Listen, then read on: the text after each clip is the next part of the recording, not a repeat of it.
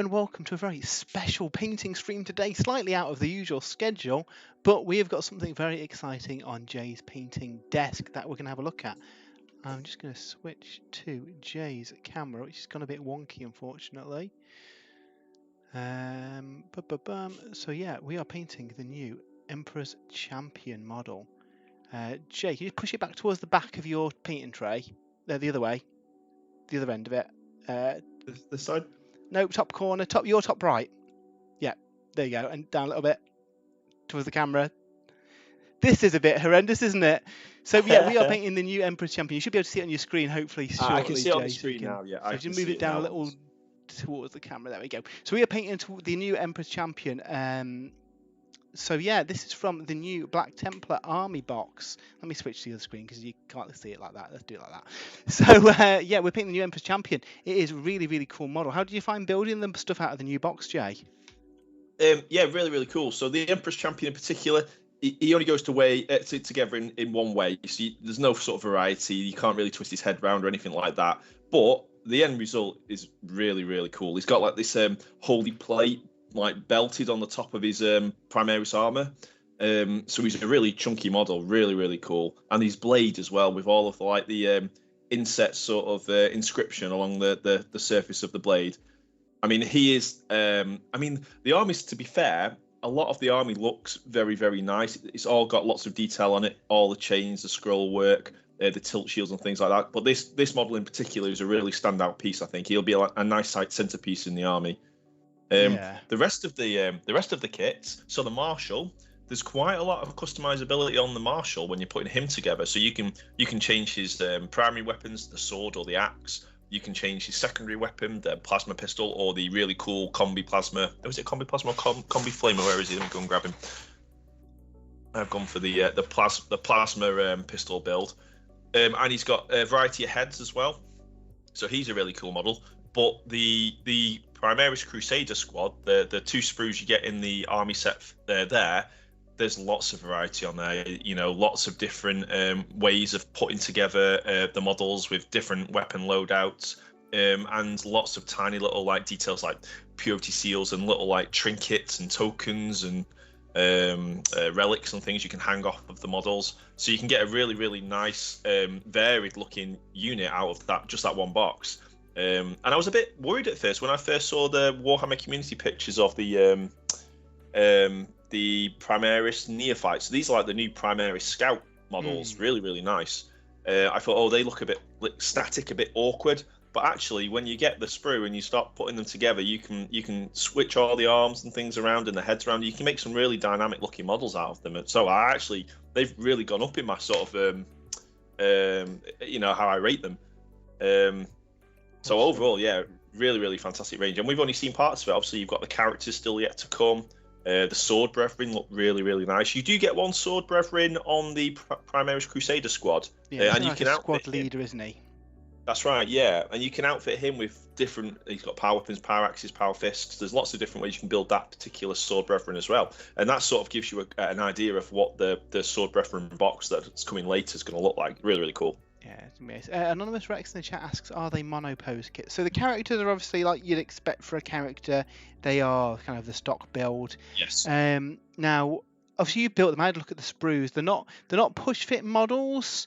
I'd say you've got so the Beastnagger Orks are very build one way with a very few varieties. I think that's safe to say for most of the Crusader squad, but the Scout equivalents are actually quite modular, aren't they?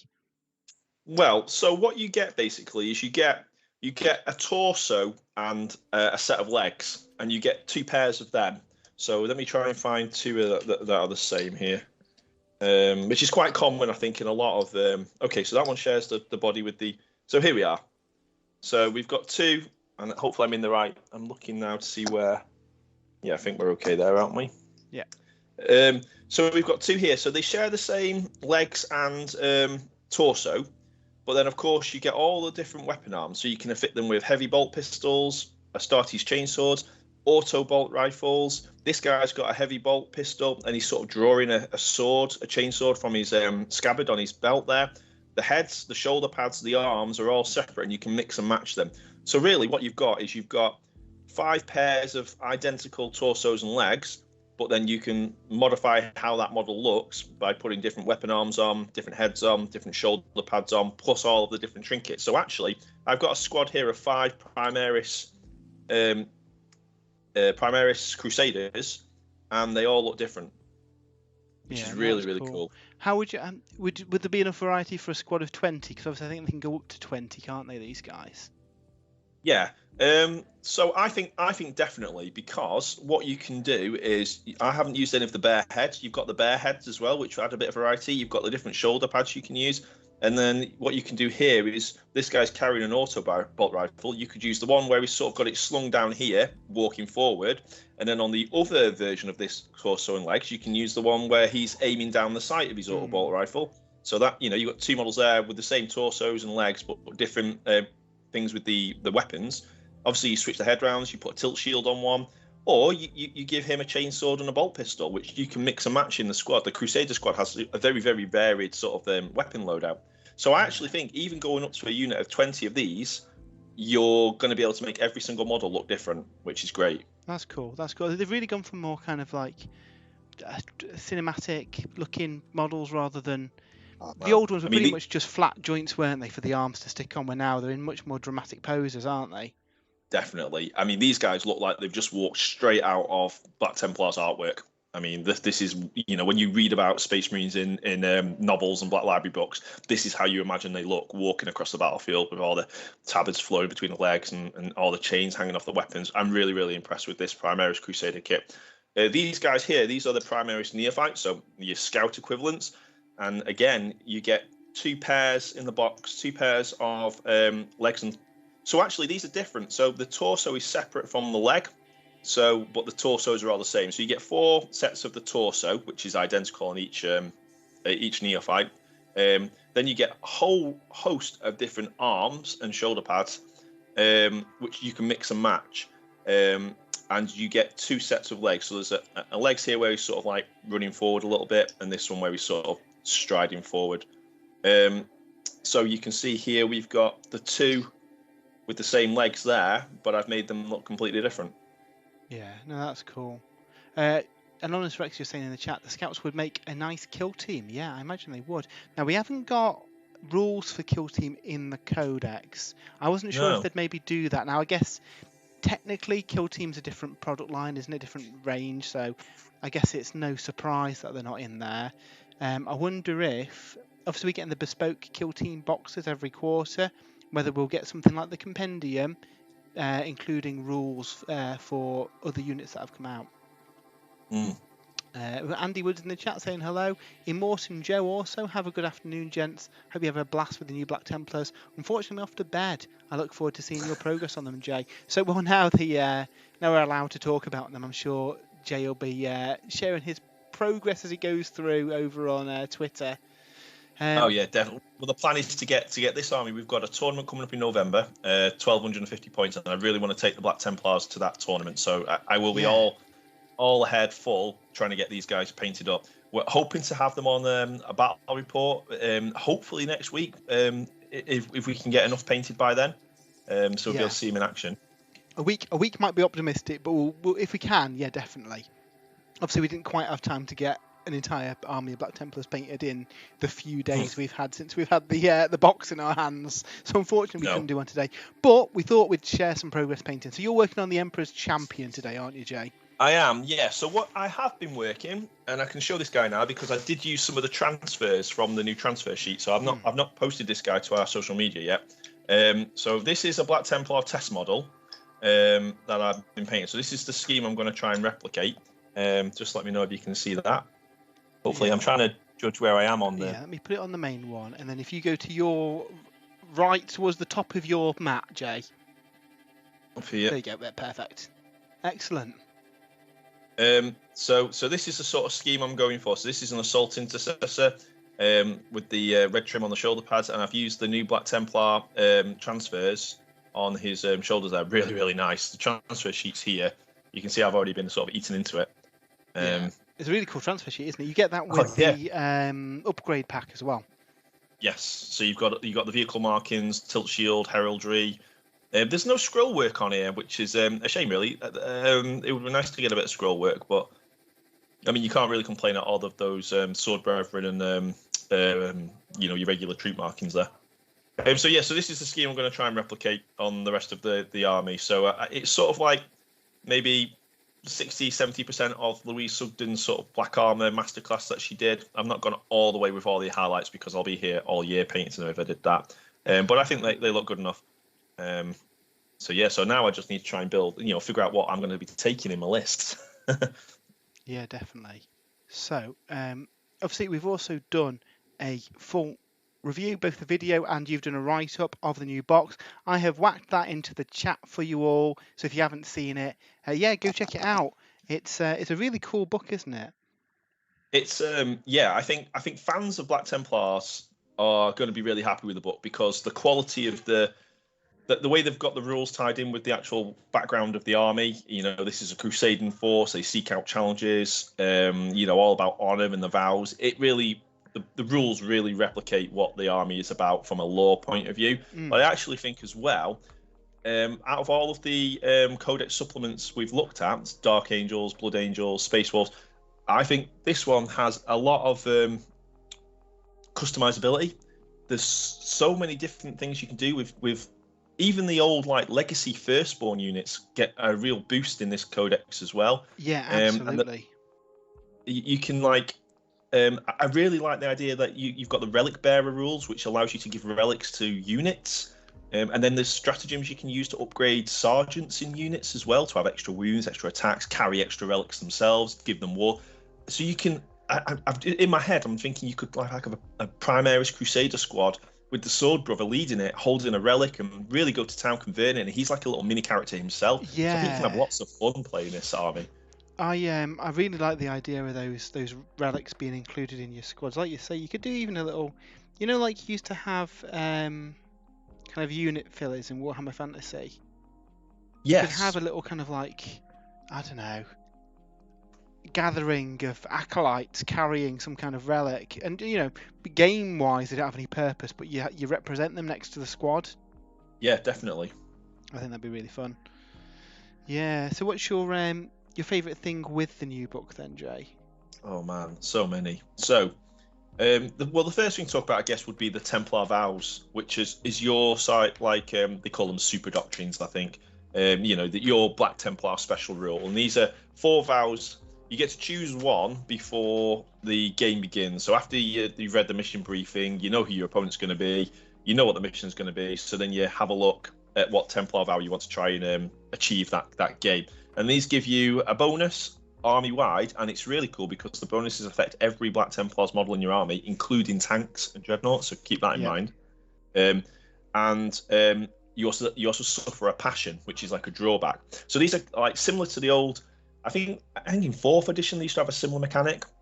And it also reminds me of the Bretonian. Remember the Bretonian vows you could take as well? Yeah, very, very. I mean, even the book itself has got quite that vibe, hasn't it? Some of the artwork.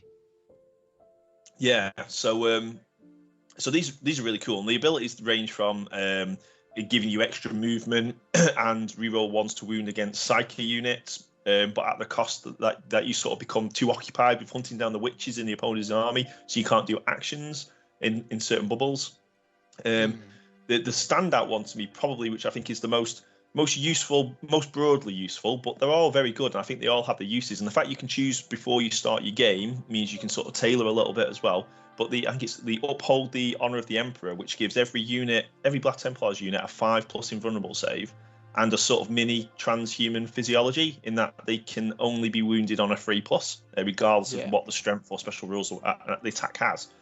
So that's great. I mean, if you've got a big unit of 20 Primaris Crusaders, all of them with a 5+ invulnerable save, all of them with the inherent Black Templars 5+ feel no pain against mortal wounds, put a chaplain near them to give them another 5+ feel no pain with one of the litanies, and then they can only be wounded on a 3 as well. You've got a very resilient unit of 40 wounds that someone's going to try and chew through. So that's really good. Yeah. What's the passion of that one, Jay? The passion of that one is that you cannot benefit from cover for attacks made against you. So you're going to miss out on the +1 save for light cover, and you're also going to miss out on the -1 to hit through dense cover, which is something you need to think about, because sometimes that sort of +1 save, -1 to hit actually gives you a lot more defense against an attack than a 5+ invulnerable save would give you. Obviously, if you're fighting a Dark Elder army that's like full of dark lances and the plasma blasters, or whatever they're called, blaster weapons, where there's lots of AP -3, AP -4 attacks coming at you, that 5+ invulnerable save is going to come in really, really handy. And the fact that you can decide to take that one when you know you're fighting Dark Elder is really, really cool. But against an Imperial Guard army or another Space Marine army or something, maybe that 5+ invulnerable save wouldn't be as useful as the light cover and dense cover. So you would look to choose a different vow in that situation. Yeah. But one thing I think that you really need to think about is that applies to every Black Templars unit in the book. So you're now looking at things like Outrider bikes with 5+ invulnerable saves. Only the ones with the vows keyword. No, it's all Black Templars units. Okay, sorry, I thought it was Templars ones with that units specific keyword it applies to. No.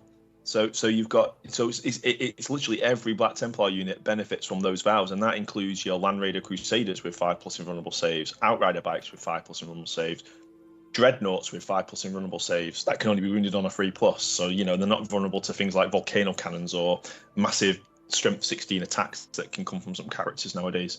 Yeah. When I was obviously I had a quick flick through to film the unboxing, and I thought it was just the ones that have the specific. Let me double check this, but I'm pretty keyword. sure it's all Black Templars models. It's the it's like I say, it's the super doctrine type thing. So it's the equivalent to like the Blood Angels +1 to wound in the first round of combat. Yeah. So if every unit in your army has the Black Templars keyword, then every unit that has the Combat Doctrines ability, Combat Doctrines, and is a Black Templar, so Combat Doctrines is the thing you're looking for. So that's the Space Marine units, infantry units, isn't it? No, I think it is on everything, because it's an Angels of Death rule, isn't it, the Combat Doctrines, I believe. So you have to go, that's the only problem with the supplements, you have to bounce between the different rules. I think Combat Doctrines is Combat Doctrines is an Angels of Death rule. So any unit that has the Angels of Death ability. So if we go to the main Space Marine book, so even the Hammerfall Bunker has the Angels of Death ability, so that now has a 5+ vulnerable save. That's really good. Storm Raven gunships, they have the Angels of Death, so everything, the drop pods, Angels of Death, There's sometimes word stuff like that, because there are ways of getting units from other armies within your force, and it just means that obviously just the intended Space Marine units get that. That's really cool. What else I thought was good. I'll chat for a bit, let you get your paintbrush out, Jay, because you've been ambushed on that. What I thought was cool is that there's not a lot in there locking you out of any Space Marine units, because back before this dropped, obviously we hadn't seen the book yet, and you were unsure of what it was worth painting up, because you weren't sure if there'd be any restrictions. I mean, technically you can take filthy psychers in your army. No, I think that in the main Space Marine Codex, it tells you that Black Templars can't take librarians. Right, that's in the main codex then. Okay. That's in the main codex, but that's the only restriction. Like you say, there's no other restrictions in this book. That's good. So you've got pretty much anything you want to take, and that's why I think some of the older Firstborn stuff now starts looking very appealing in the Black Templars army. Things like Land Raiders, Centaurians. Do you know the big sort of you mean those models all with the only being wounded on a 3+ with a 5+ invulnerable save. The fact you can give like the sergeants extra wounds and things, you can turn them into really nice units. I think that's cool. We've got the Ork Gamer 57 in the chat over on YouTube. How are you doing?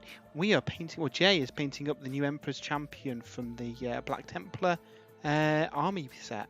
We have got a video went up this morning with our unboxing and kind of first impressions of the book. I went through all the data sheets and all the rules, and then Jay has also written a post over on the website with a full review and deep dive.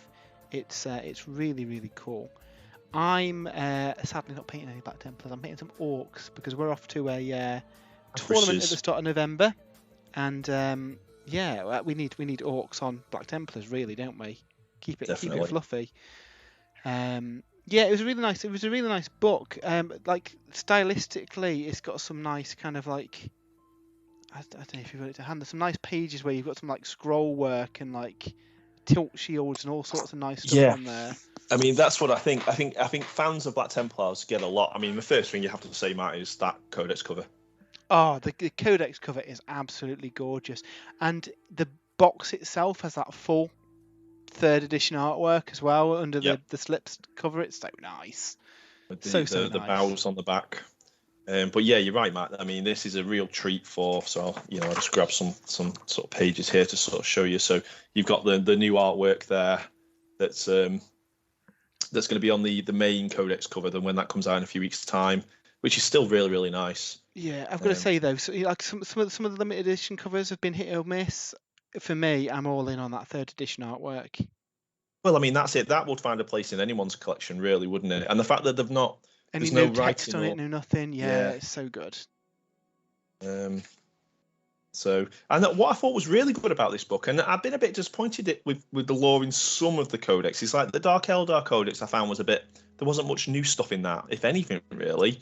And I was a bit disappointed. I really wanted to learn how the Eldar were dealing with the opening of the rift and things like that. Whereas I was pleased to find in this one, there's a whole section on post-Indomitus, the era Indomitus, and it's a whole section of what the Black Templars have been up to since the Indomitus. So the difficulties they had tracking down all the Crusade fleets to give them the Primaris reinforcements, to all of the new Crusades they're launching across the rifts, and that's really, really cool. And like I say, this codex has done a good job on adding new lore, I think. They're sort of just some more pictures of the different vows, which are really cool. And I'm going to be reciting these things before games, Matt. Absolutely. I mean, you've gone through. You can probably get a better video on the YouTube video if you want to see some better pictures of the contents. Matt's gone through it, haven't you? On the video. Yeah, I've gone through the whole book on there. But it's a really nice book, isn't it? It's very, very cool. But I mean, you had to flip through the Crusade rules, Matt. Oh, yeah, I've gone through the whole Crusade rules in pretty much detail. I really like the kind of 4-part crusades that you create for yourself with an adversary and a goal and all that kind of stuff.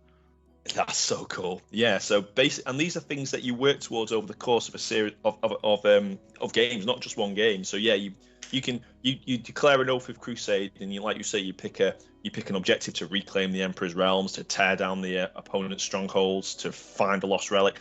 Then you declare a foe if you want to, so you can add these extra sort of requirements to the crusade, so you can have make it as easy as you want or as difficult as you want. One requirement might see you having to slay 8 monsters over the course of that crusade, and that might take you 8 games to do that. Yeah. Once you've fulfilled each requirement of the different segments you've chosen as part of your Oath of Crusade, you claim the rewards, and that might be experience for your units, it might be a battle trait, but the really cool stuff is the relic pieces that you can collect. Yeah, and then there's a whole relics. Yeah, and that's really, really cool. So this is like this ongoing sort of mission for your Crusade army across several games. You may be trying to reconstruct a particular relic, so you're looking to find all of these different relic parts over the course of your Crusade games, and then you can put it together and give it to one of your characters. And I think there's 4 or 5 of these reconstructed relics that you can try and put back together again. And I just think that's really, really fun. It's a really nice kind of thematic thing, isn't it? It seems the most kind of I don't know, like mini game of all the Crusade supplements we've had so far. It's really cool. Yeah, it's comparable to me to the Dark Eldar one, where you're trying to claim territories in Comora and then stealing territories off of other players. So you've got that sort of, like you say, mini game going on outside of the battles. And yeah, that's what this is like as well. I sort of likened it to like an MMO reputation grind, where you're doing your games, you're trying to complete your agendas, you're trying to level up your characters, but then in the background you've got your mind on your crusade vows and your oaths as well, because you want to try and reconstruct that relic eventually or something like that. So Really, really cool. And like, I mean, it's one of my favorite Crusade content for 9th edition. I think there's been, on the whole, they've been good. The Sisters of Battle one was good. The Blood Angels one was okay. The General Space Marine one, really, now when you look back, not much to it. But you know, it's if they book, carry on, isn't it? exactly, yeah. If you carry on like this, I think the codexes that are yet to come are going to have some amazing. I mean, I'm looking forward to like Gene Steel Cults, what their crusade is going to be like, undermining Imperial sort of power structures and things like that. Yeah, that'd be really cool.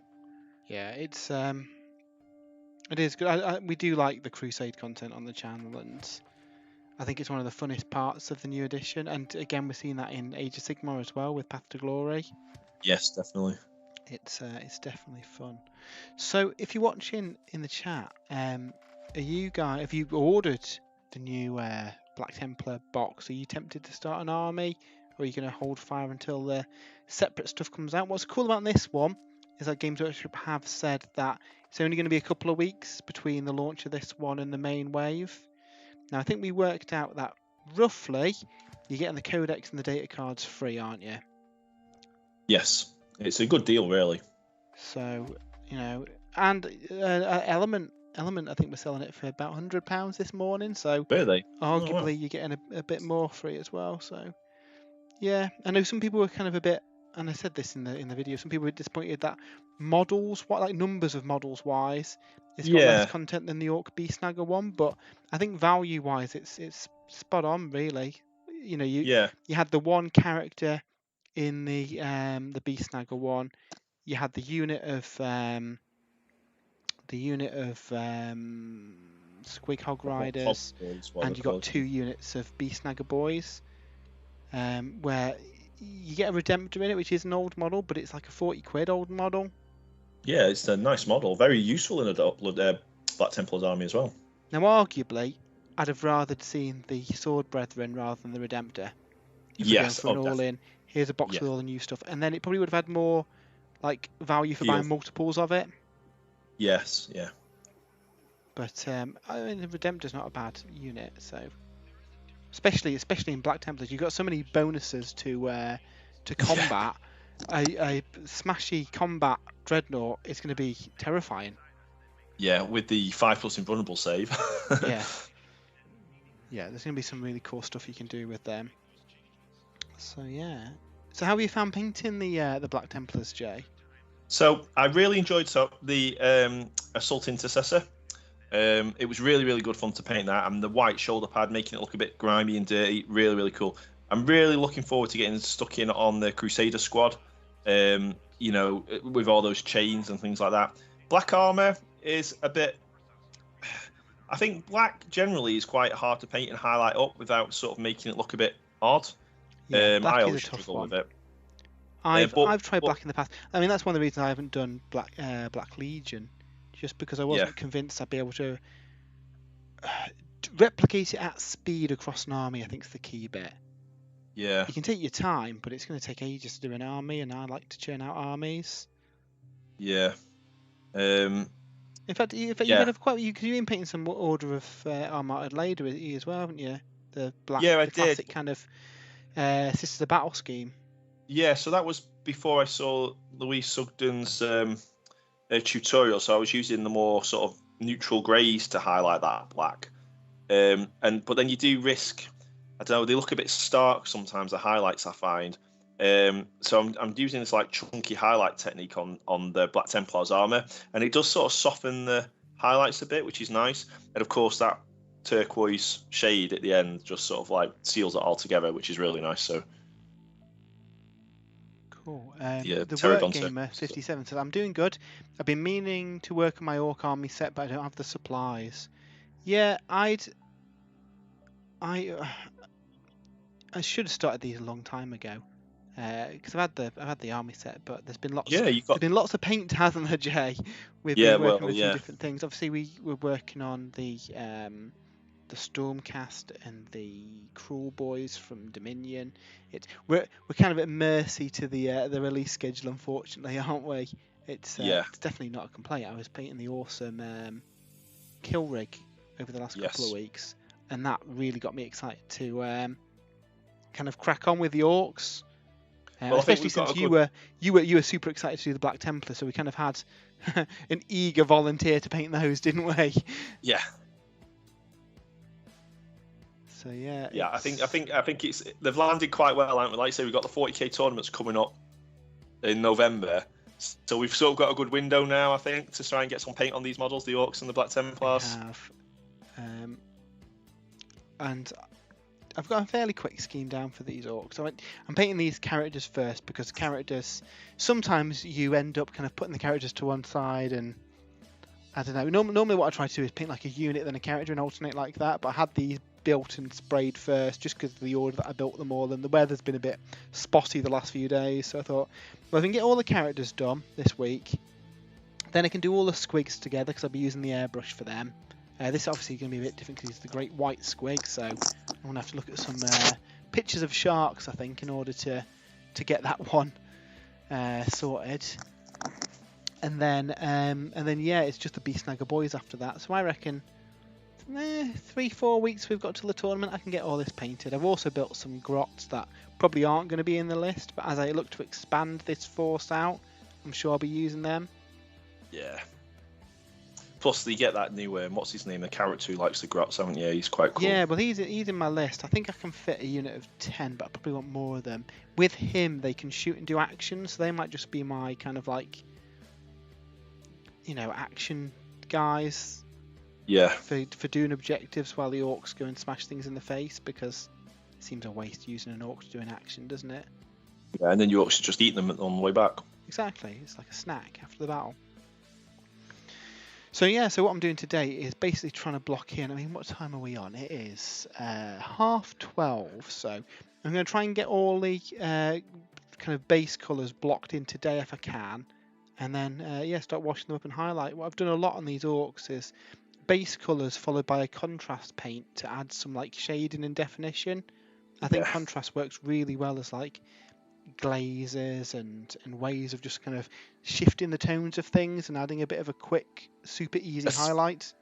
Yeah, especially for something like skin, where it doesn't matter too much if there's a bit of variation across the model or across models. If you're painting armor, it's a bit different to get that consistency. It's more important to get that consistency. But yeah, for skin, it works really well, doesn't it? What I have found is that you probably do want to highlight it after you've done that contrast stage, just to kind of like tie it together and finish it off. But it's so much quicker. Like this one's like a little bit patchy, but that's just the new Uruk green, which is a yellowy green. It's a very kind of bright green, but then Orc contrast over it, and I just need to add a few highlights and he's good to go. It's kind of done all the shading in the creases of the muscles and the stuff for me, making it so much easier. Yeah. And you don't kind of get you sometimes get a bit of a harsh kind of result doing it over grey seer or wraithbone, don't you?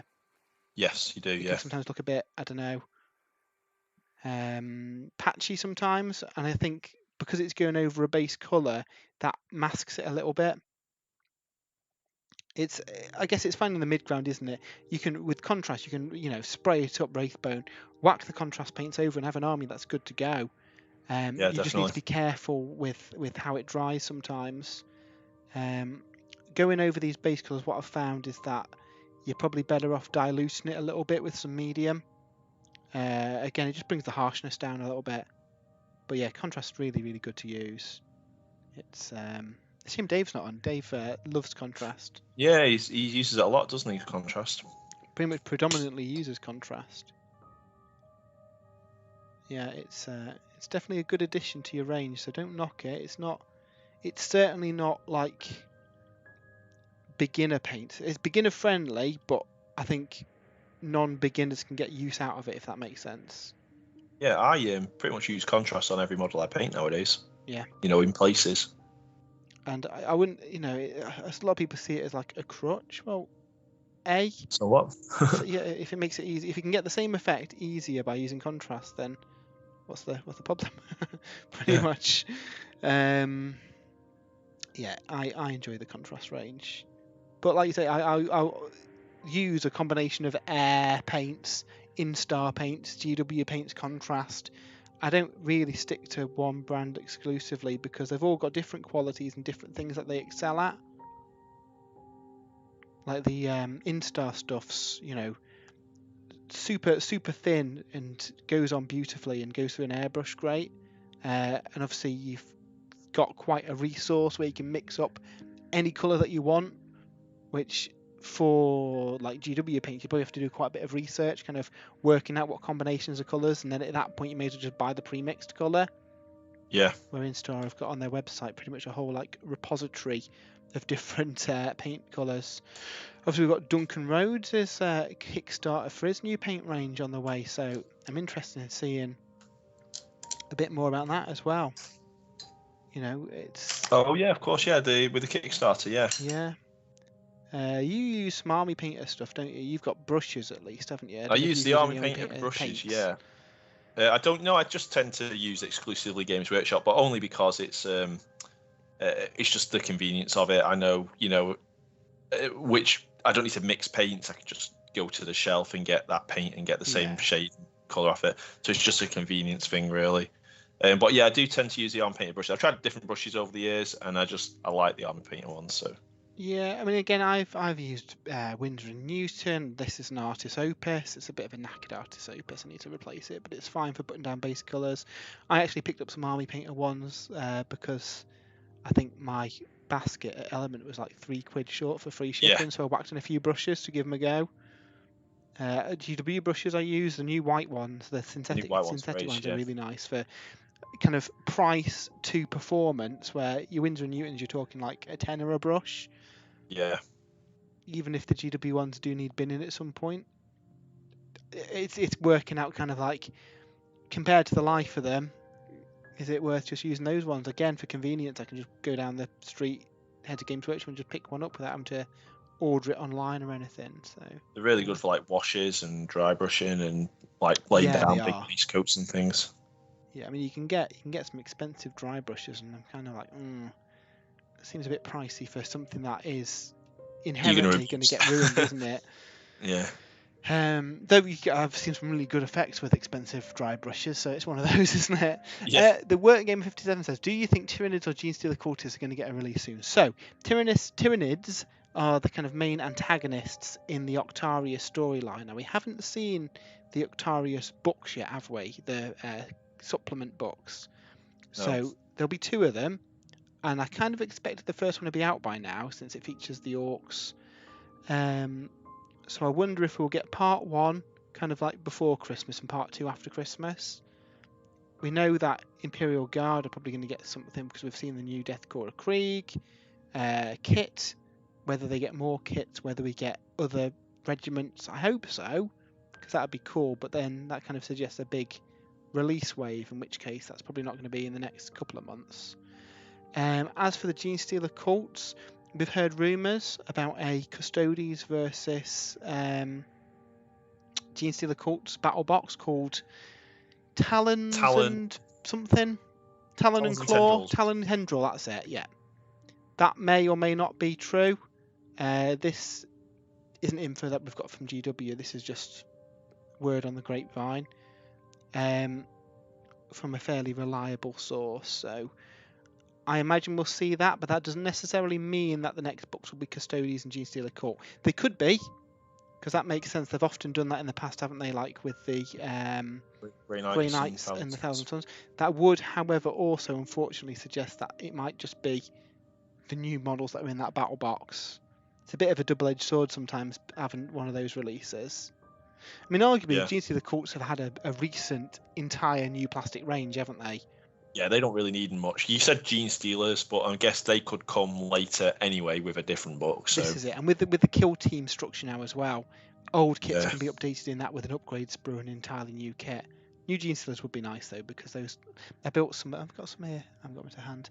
I built some of the recent Genestealers and they're fairly terrible. I mean, the Space Hulk ones are better. I heard a rumour that Space Hulk was getting a reissue as well, so that could be how they released new Genestealers as well. Yeah. So yeah, so I think we'll see both of them within the next 6 months. The Work Gamer, just with Tyranids being the antagonists of the campaign book, it would make sense for them to get a book and some new models, but that'd probably be in the new year, I imagine. I think there's going to be a lot of stuff out in the next 12 months. Just got a feeling. Don't know about you. Yeah, well, I mean, some of the rumours look really exciting. I mean, obviously, what books haven't we got yet for 9th edition? So demons are a big one. Demons, Death Watch don't have a supplement yet, I don't think. Death Watch have a supplement, yeah. Oh, was there Death Watch 9th edition Codex, was there? Yep. Did I miss that? No, well, so this is the 5th Codex Space Marine supplement, not the 4th then. Imperial Knights, Chaos Knights, Tyranids, Craftworld Eldar, Craftworld Eldar, Harlequins, yeah. There's quite a few books. Tau. There is, yeah. Imperial Guard, Astra Militarum. Yeah, I think that's it. Chaos Space Marines. Chaos Space Marine, of course, yeah. So there's quite a few books left, and I guess realistically, that could be over the entire course of the edition. Yeah, which is always the sort of. Because generally, once you get back around to the first few books again, it's time for a new edition, isn't it? Yeah, well, that was like the Psychic Awakening. So the Adeptus Custodes got their Psychic Awakening rules right at the end of the edition, just before 9th landed, and you're like, okay. I mean, it's tough, really, because it does obviously take them time to write these books, and then when you get a book like the Black Templar, Tekina Uso now following. Thank you very much. Sorry, Jay. Yeah, which is really good quality. So they do need the time to build them and write them, but then you're like, well, I'd like to get some use out of them, you know? Yeah, it's one of those. I'd rather the book be good and then take the time doing it rather than rush them all out. But equally, I kind of want all my books now. Yeah. So I've got to say, these Beastnagger Orks are amazing. They're really, really nice models. Oh yeah, Games Workshop are knocking out the park at the moment with really cool releases. That's why I'm really excited to see. You know, these armies that need a refresh, like Tyranids, like Eldar. You know, what are we going to see for them? Shuken Technica Usa says you can't use 9th because 9th isn't out for every faction. Yeah, I mean that was, I guess, back at the kind of twilight years of Warhammer Fantasy. You had a couple of armies with that situation, didn't you? You had Skaven and you had Bretonnians and Dwarfs, yeah, who had a long time with so the Orc Gamer said, I've come up with a better name and changed it to the War Gamer, as in Wah. I like that. That works. Yeah, these beast snags are so fun to paint now. It's one that you can just churn through quite happily. Which is what you want for a horde army like Orks. Yeah, exactly. You've not really got many fiddly details on this beast snagger stuff. And like I say, that the flesh I managed to get through, really, really quickly anyway. Yeah, they're cool. I do need to pick up the new combat patrol. Oh, with the new war boss in. The war boss, yeah. Oh, and the death What do you think of the Black Templars combat patrol? Because obviously we've seen that in the new book, haven't we? I think it's really nice that you get the Primaris Crusader squad. It's not this is one of those boxes really that other Space Marine players are not going to get too much value out of. That's a rarity for the Space Marine ones, isn't it? It is, yeah. So on one side of me, it's like, yeah, this is brilliant. We're getting, you can pick up that combat patrol, and it's very useful for Black Templars players because those Crusader squads are really cool. I forget now. Is it 15 Crusaders? I think it's 3 of the sprues. Finding the page now. And then a marshal, is it? One of the things I was talking about on the video is that arguably this box is maybe a better deal because you're getting the codex, but then this is 125 quid, so it swings and roundabouts, isn't it? I'll find the page now. Oh, here we are. So you get a regular box of intercessors, 5 Primaris intercessors, but obviously they've customized them with some of the bits from the Black Templars, obviously from the Primaris Crusader. Then you get 1, 2, 3, 4, 5, 6, 7, 8, 9, 10. Yeah, you get a box of Crusader Primaris as well, and a Marshal and an Impulsor. So for a regular Space Marine player, there's no benefit. You're only getting the Impulsor and the 5 Primaris intercessors. The rest of the things you can't really use in a regular Space Marine army. Now, I imagine you probably get the upgrade sprue in there, Jay, because the Space Wolf one and the Blood Angel one both came with the upgrade sprue. Yeah, well, looking at the Primaris Intercessors, they do have, and the Impulsor, in fact, the Impulsor has got the blade across the front, which is on the upgrade sprue, so you get the upgrade sprue as well. So that's going to be a good combat patrol for Black Templars players. 85 quid? I mean, that's pretty, I mean, arguably, that box plus the Codex, 100 quid, that's a decent starter set if you miss out on this box. Yeah. I guess it's whether the Impulsor or the Redemptor is more important to you. Obviously, you get the Emperor's Champion in this box as well. Oh, yeah, that Emperor's Champion is so nice. So, yeah. No, that is cool. Obviously, I think we kind of raised eyebrows when the first Combat Patrol came out and it was 85 quid, but arguably they can put some more interesting stuff in them. Yeah, and it is a good place to just start off because it is an army ready to go in most cases. So yeah, exactly. This I don't know if you can see very well on the camera, but the little medic grot thing is such a cool little model. Oh, with the wheels instead with the of the legs. Wheels, yeah. So Shukin Technica Uso says the box is useless to me since Primaris are invalid at my table. Why are Primaris invalid? I'm intrigued. I quite like the scale of Primaris over kind of classic Space Marines. And you know what? The distinction's blurred with this box anyway. You know, it's obviously there's some mechanic things on which vehicles they can ride in, but stats wise, there's not a lot between them anymore, is there? No, the stat wise they're identical. Like you say, it's a case of what they can transports they've got available to them and the weapon loadout. So obviously the firstborn tend to be a bit more flexible in the weapon loadout. You have a bit more variety in a squad. Although the Black Templars sort of blur that line a little bit more now because their Crusader squads can have combinations of all kind of weapons in there. So you're almost getting back to that sort of tactical squad level of customizability, which Black Templars were always a bit unorthodox like that. So that's really cool to see.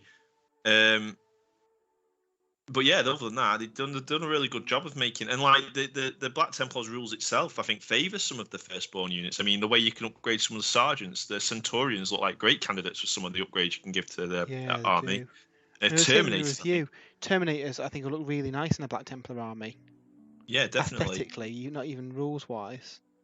Yeah, you can, these knightly sort of veteran warriors in big hunking plate mail, really, really cool. There used to be a Forge World Black Templars Terminator kit actually, with like special shields and things. Yeah, I don't know if they still do it or not. I'll have to have a look because I wouldn't mind a unit of Terminators in the army. Yeah. The good old trusty Land Raider Crusader has some really nice rules in this book. There's a really cool stratagem. I think it's called Shock and Awe, which allows you to disembark a unit after the Crusader's moved. So you can drive the Crusader full pelt at an enemy unit, jump out your Vanguard Veterans or Terminators inside, and they can jump out within like an inch of the enemy unit and then just charge in the charge phase, which is really nice. That's not cool. That Black Templars need much help charging. They can reroll all charges and advance rolls anyway, so... No, they're pretty good. The Wargamer 57 says, what is the colour scheme for the Snakebites clan? Can't find it anywhere in the codex. Is it the same as the Beastnagger? So yeah, the current Studio Beastnagger scheme is their Snakebite scheme. So the kind of white, kind of worn armour, the bright, vivid green skin. That's what the studio's using for the Snakebites now. So this is pretty much what I'm replicating here. It's a nice scheme, that, with the sort of like white paneling with all the dirt and rust into the recesses. Yeah, I think it really works for the Orks, doesn't it? I'm torn, Jay. I had my second delivery of Imperium magazine. Oh yeah. And I don't know. Do I continue with the plan of doing them as the Wolf Spear, or do we do them as classic Ultramarines? Classic Ultramarines. What I might do is paint the majority of them as the Wolf Spear. And then just paint the Gulliman, Marnius Calgar, the new lieutenant who's in the magazine, as Ultramarines. Oh, is that? I was going to say, what's making you lean towards Ultramarines? Is it the fact that you get those characters in the set? Well, you get pretty much every Ultramarine character over the run of the magazine. Yeah. I mean, the only thing I can think you could do if you didn't want to do that was try and convert them somehow. Yeah, Wolf Spear Gulliman or Wolf Spear Marnus Calgar. Yeah, I don't know. But yeah, I do like I've got a tester I need to paint up because I do like that scheme, and I think I quite like doing different, more unusual Space Marine chapters. Obviously, I've got a Iron Raven, Steel Raven, whatever they're called, army. The silver ones with blue and red. They were fun to paint up. And then equally, I could just paint them as Space Wolves if I don't want to go in for the successor. Oh, I thought the Wolf Spear would be quite cool. All Primaris. I mean, you can just use Space Wolves rules, couldn't you, if you wanted to? But I think it'll look cool to. Yeah, I think so, and I think the plan was obviously do something for like the run of the magazine. I think it'd be nice to have the Wolf Spear assembled that way because it is all Primaris stuff that you get as well, so it fits nicely. Yeah. It's just whether I convert those characters or just paint them as intended. Yeah, well, I mean, they are nice models. I mean, Gulliman's a really nice model. And obviously you can take Gulliman in a... Yeah, that's what I mean. I don't think it makes sense a Wolf Spear Gulliman. I think just from a lore standpoint, doesn't make sense, does it? No. So, yeah. It's a shame there's no kind of special character rules. Oh, the Wargamer says, I've got to go. Have a nice day. Bye. Thanks for watching. Hope you enjoyed the stream. Yeah, man. So, yeah, it's a shame in the little White Dwarf Codex supplement there wasn't any special characters for the Wolf Spear. Yeah. Even if you had to, convert them yourself, that would have been quite cool. Yeah. Did they get no, name lieutenants or anything like that? Nope, because I think the Tomb Keepers did, didn't they? They did, yeah. So that's a bit. And the Silver Templars did as well. Yeah, but I can always just create some lore for my guys and just use the generic Space Marine profiles. Yeah, exactly. So, how is the Emperor's Champion going, Jay?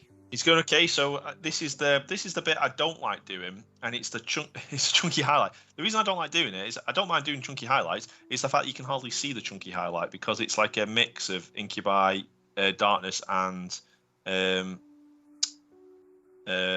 Black, and it's very, very, very subtle. So you paint it on a black model anyway. But it's the next stage where it really starts to pop, I think. So, I'm just painting the model though, looking at all the detail. I mean, it's such a nice model. I really, this guy's going in every list I'm writing. He's going in every list. I mean, I thought that reading the rules for all the special characters, it's like you take them all the time, wouldn't you? Oh yeah, I mean, well, the Helbrecht. So Helbrecht is a monster, and he's so cheap as well. He's cheaper than I'm not sure how many points Logan Grimnar is, but certainly Marnus Calgar. He's cheaper than Marnus Calgar, and I mean he's not very subtle. He doesn't bring much to the table for the rest of your army. I think he's got like a +1 strength bubble for nearby core Templar units. That's pretty good. That's all right. That is. I mean that counts as your toughness 5 orcs now. Yeah, exactly. So that has some. And it's like Death Guard and things. That has some, and it means you're wounding other Primaris Marines on a 3+ rather than a 4+, which is cool. So that's cool. But then it's his weapon, and the fact that he's got 8 wounds as well. He's a beast, and his model is really, really nice as well. So you don't feel like you're taking a bad model just for the rules. He actually does look really good. Yeah. Grimaldus, I think, is probably it's a toss-up between Grimaldus and the Emperor's Champion for my favourite character in the book. So Grimaldus is a really, really good chaplain, and I think Black Templars armies, obviously you don't get librarians, so you're relying on your litanies really for your auras and stuff, and the Black Templar litanies are very, very good. And Grimaldus lets you cast 2 of them. He knows 3 of them, and he also is more reliable at getting them off with his war gear, Definitely stuff that two, gives him essentially, special don't they? rules. Yeah.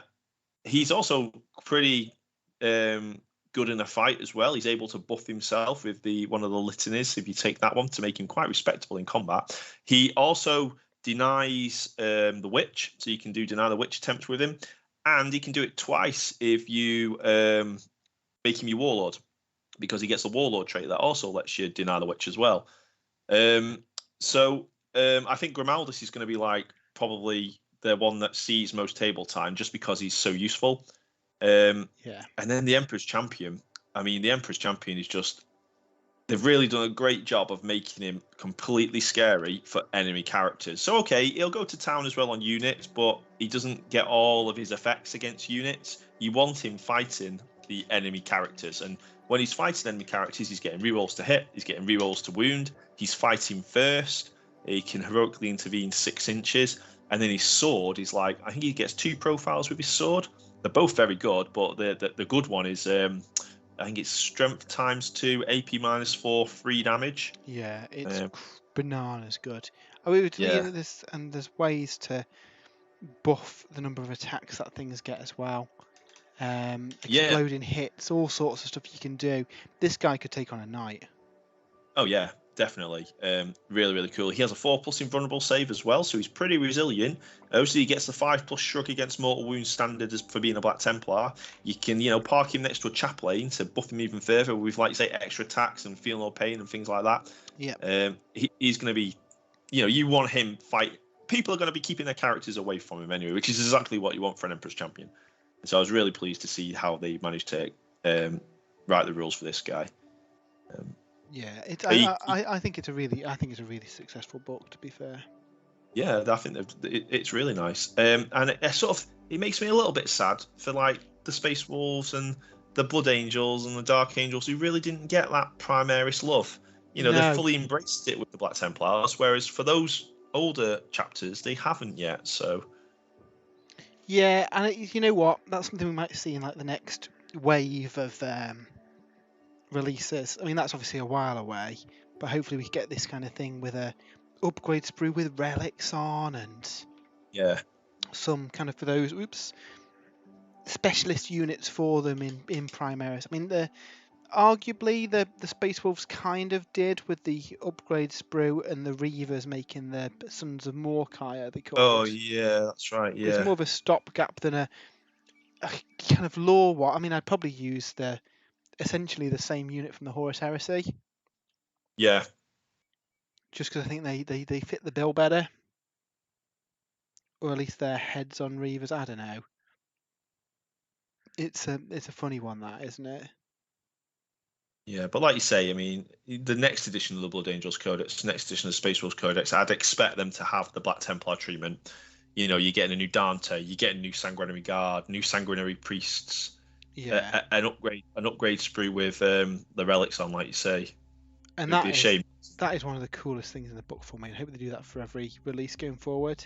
Because we've kind of seen it with we mentioned it on the podcast last week, that the Necromunda upgrade sets came out of the blue, and they've got like more parts than the Forge World upgrade kits that preceded them. Yeah. And this is the kind of thing that we're seeing on that. So as well as different heads and weapons and poses and stuff, to have those relics represented on the sprue is really, really cool. Being able to model them. Yep, definitely. Really cool. And I mean, and the cynic in me says as well, Games Workshop, right, we've sold millions of boxes of Primaris Intercessors. Why is an Ultramarines player going to buy another box of Primaris Intercessors? Oh, I know. We'll release an Ultramarine upgrade frame. So you need to buy another pack of Intercessors now, because you've got to put all these Ultramarine symbols on and all these Gladius swords on and, Spartan helms and things. And that's it, especially if they have now there's a bit of a precedent set for your basic units getting upgrades and relics and stuff. Yeah. I mean that is a very Black Templar thing. You can envision them having like servitors and stuff coming with them carrying these relics. Yes. So I mean that maybe is a bit of a Black Templar one, but the idea is there for stuff like Gene Stealer cults you could see operating the same way, with the units having, I don't know, temple kind of statues of the four-armed emperor being carted along with the unit or something. Yeah. Chaos as well works really well for that kind of thing. Oh, Chaos would be perfect for that, wouldn't it? Yeah, with like tainted artifacts and idols and things like that. Demonic gifts and stuff like that. Yeah. Yeah, well, that was like the 3rd edition. Was it 3.5's Chaos Space Marines, where you could go to town converting units and models and things with gifts? Yeah, that would be brilliant to see if they do that. So I guess we'll see in the next few books, like Custodians. I hope Custodians. I kind of do and don't hope Custodians are right with this rumored box, because if it is, then they're probably not going to get many new kits. And I'd love to see some stuff added for the Sisters of Silence, because I think they're a bit unloved at the minute, aren't they? They are, definitely, yeah.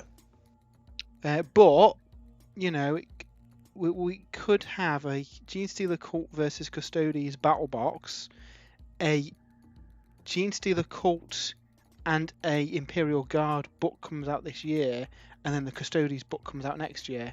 Because we saw the same with some of the Broken Realms stuff, where the Daughters of Cain versus Slanesh stuff came out before the individual books, and even profiles changed between the box and the book. Yeah. So yeah, it's hard to predict stuff at the minute just on the rate that they're releasing new models. So what's going down in the chat? Anonymous Rex says a lot of the start collecting Chaos Space Marines are not individually available. No, they're not. And the same applies to some of the Space Marine Vanguard stuff as well. That unit that you always mention, Jay, what are they called? Intercessors? No. Intercessors. The shooty guys. Yeah, Intercessors, yeah. And they're only available in that start collecting box and haven't got a multi-part kit yet. Oh, sorry, no.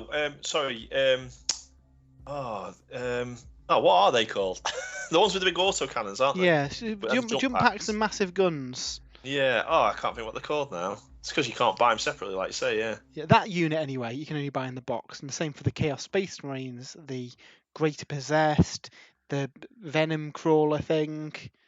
A lot of that box. Obliterators. You might still be able to get the old ones, but they look terrible compared to the new ones. I just realised that this guy, I don't know if you can see on the camera there, he's just casually carrying a hand on his backpack. And it's his left hand. So he's obviously cut off this hand and he's just storing the old one there just in case. So he's cut off his own hand and he's kept it? Yeah. It looks like it's a bionic one. So I think he's obviously upgraded a bionic hand for this big kind of skull fist thing that he's got going on. But he's kept the old one just in case. Well, you never know, yeah. That's I love some of the wacky, weird details like that on these kits. I love that all the new snake bite stuff has gone all in on the cyborg aesthetic. Yeah. Because that was always something I felt was a bit missing in the later stuff, some of the wacky stuff like we saw in Gork and Walker, and I think I'd been mentioning on a couple of podcasts before this came out how cool it'd be to have cyborgs and boar boys back, and I guess arguably the squig hogs are the spiritual successors of the boar boys, and actually it's a better way of doing it. There used to be some old conversions that were made with boar boys and bikes, I remember, in a White Dwarf years back. Yeah, well they were a unit back in 2nd edition. Right. So there was a unit of boar boys, and they were basically instead of your bikes. But then obviously as we got to 3rd edition, they didn't make the models anymore, and they just used orc bikers.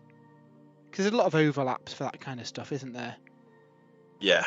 And at the time, orcs then were more about the wacky technology rather than the more kind of like savage aspect of them, which then we've come full circle, and we've got that again now with the beast snaggers, haven't we? Which are traditional orcs who like the old ways.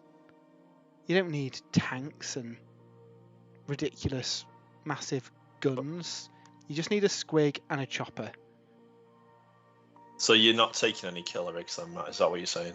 To be fair, killer rigs are a squig pulling a basically a slab of metal. Chopper. Yeah, and then the big gun's a psyker, technically not a gun. So yeah, and the crazy good in combat. They're so good. They're so good.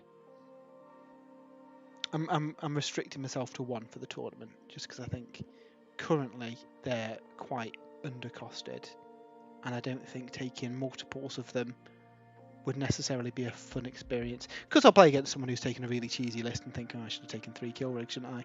But I think a lot of the problems in like broken army lists can be stopped with self-control. I think the players involved, because at the end of the day, it's about both parties having fun, isn't it?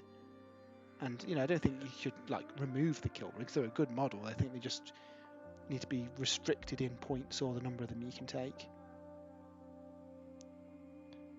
Yeah. But no, they are cool and amazing to paint up. As long as you're in sub-assemblies. If you don't, probably not enjoy the experience, to be fair, because they're going to be very fiddly. I mean, I had it in sub-assemblies and it was a bit fiddly to paint.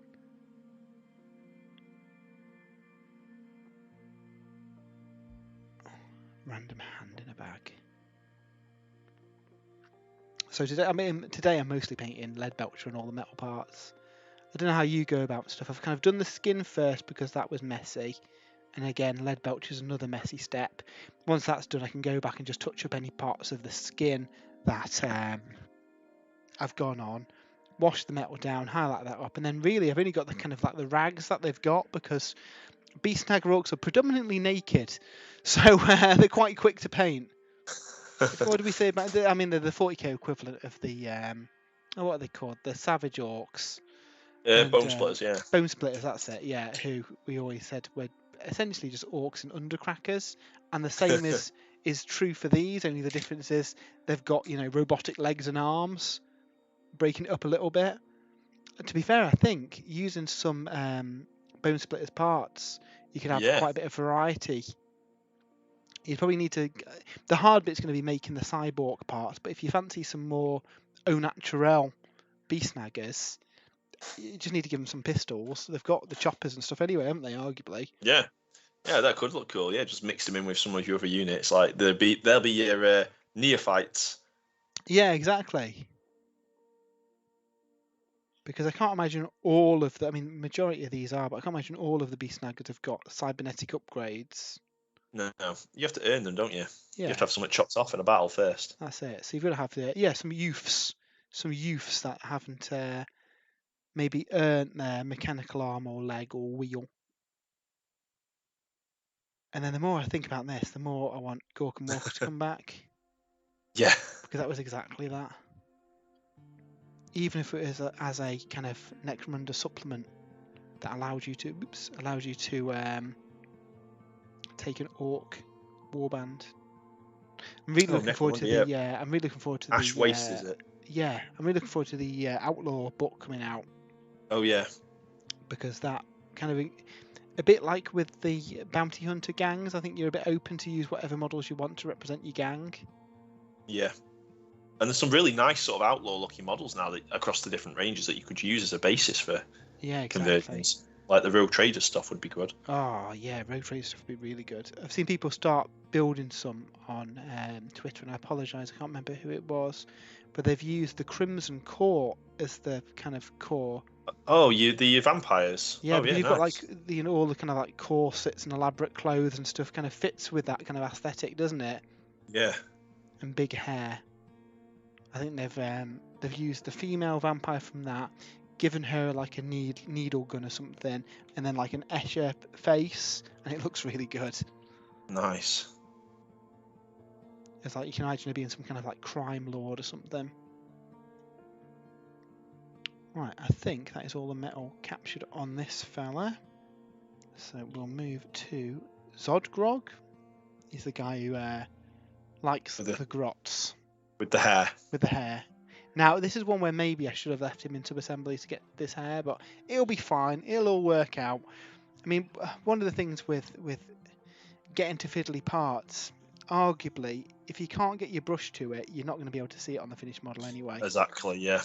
That's something you taught me that, Matt, and it's something I sort of embrace now. Obviously, for characters, I think it's try your best. But for regular infantry, Yeah, if you're not gonna, you have to pick it up and really get a close look at it to miss like the Aquila behind a bolter or something like that. Don't worry about it. That's it. So I'm never too worried about trying to do that. So if I keep looking to the side, because I've got the Games Workshop website open here, just to replicate the colour scheme. Someone asked me on one of the videos why I was copying the GW scheme for these, because they didn't like it. I really like the GW Beastnagger scheme. Yeah, well, I mean, it's completely subjective. I don't think you could ever ask someone why they've used a particular colour scheme. They obviously like that colour scheme, but yeah, I'm the same as you. I do really like the Games Workshop's colour scheme for the Beast Snaggers. But, I mean, if you don't like it, that's fine. Yeah, I mean, there's some GW schemes I don't particularly like, and I've changed, but on the whole, I mean, look, Heavy Metal's job is essentially to represent a model in a way that's going to get people excited about it. They'll do a lot of test schemes, before they settle on the final one. So they've done a lot of the legwork already in what's going to make the army look good, aren't they? Yeah. That said, though, some of the minor stuff's really cool as well. So, if you've been to Warhammer World, in the museum there, they've got like every Space Marine successor, I think, in the cabinet, haven't they? Yes, they all have. these minor ones that some of them probably haven't even featured in books, but they've got all the different models there. So, there is something cool about creating your own lore and your own kind of colour scheme. But sometimes there it's are just easier to copy, isn't it? It is, because like you say, you've got a reference as well. You've got an idea exactly how it's going to look too. Yeah. So yeah, I think there's some armies like, over the years, Eldar. I've settled on a nice scheme I like for Eldar now, which isn't one of the main sort of factions. But over the years, I have pretty much painted 3 or 4 of the Eldar box art factions. So Lumineth as well. I've just used the box art there because I really like the box art scheme. Yeah. But then there are, like you say, you do see, like, I've seen some really nice Sisters of Battles army which have used their own sort of order to create their own scheme. And Space Marines as well. There's that much variety. There's that many chapters out there. You can sort of, I've always liked the Nova Marines and Howling Griffins. So the Nova Marines are a Ultramarine successor, and they've got like the quarter armor. Blue and white, and I've always liked that, and I've always thought, that'd be a really nice scheme to do. And likewise, the Howling Griffins as well, which are, I believe, they might be an Imperial Fist successor, and they have the red and yellow sort of quarter armor as well. Yeah, Space Marines really kind of work well with that kind of like knightly order kind of. They do, yeah. Bretonian style colour schemes. Yeah. Black Templars arguably as well. Have you seen Notley's Black Templars? No. So he posted them this morning. He was lucky enough to get hold of a box as well, and he's done them white. Oh, very cool. Yep, white Black Templars, which look really, really nice. Check them out. He's done a really cool job on them, and that's mostly contrast as well that he's done.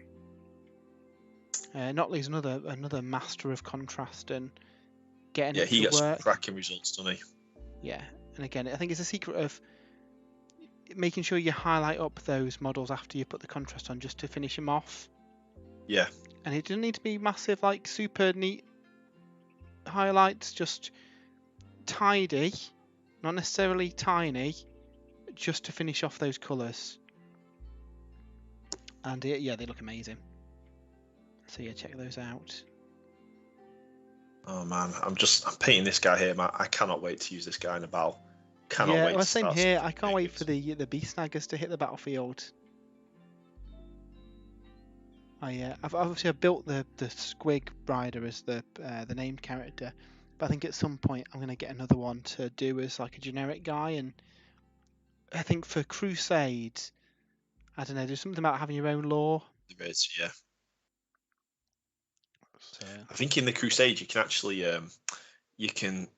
there's a requisition which allows, where is it? Let's have a look. So I'm tempted not to include an Emperor's Champion in my initial Crusade roster because there's a really cool requisition. Where are we? Visions from the Emperor. Purchase this requisition before a battle if your order of battle does not include an Emperor's Champion.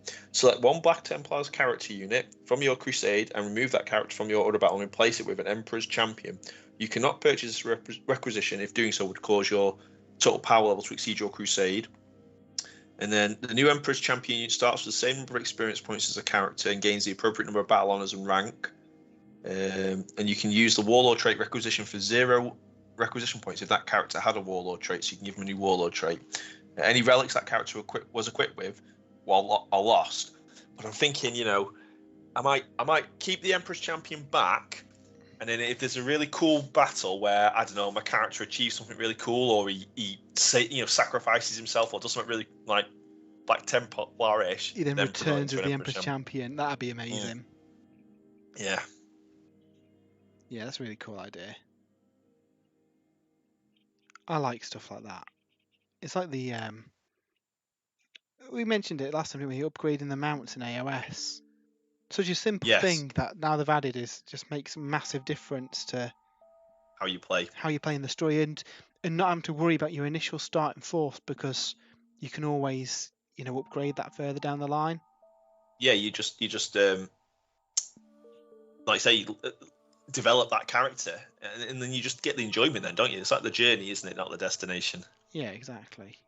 I'm toying with the idea of, because obviously I can use Crusade, anyone can use Crusade in match play games. The opponent doesn't even need to be playing Crusade. Obviously there's some tweaks you make where you can't use you can't use any of the sort of narrative type bonuses and rules and things. Yeah. But you can still get your experience and that sort of thing and level your characters up. So I'm thinking for the Purpley Sparkly Unicorns might be a good opportunity to develop the Crusade. Yeah. Well, not really start it. I want to start it prior to that because obviously I want to get my power level up to the 1250 points. But then use those games. If I get time, I don't want to make slow it down for my opponent or anything like that. But in between games, I might be able to record what's happened and sort of develop my Crusade then. And there may be some cool games over the course of that sort of weekend, or one day, isn't it? One day event, which might tell some cool stories and might get some relic parts from it. Yeah, that's a really good idea. I like the sound of that. Again, it's just a bit of fun, isn't it?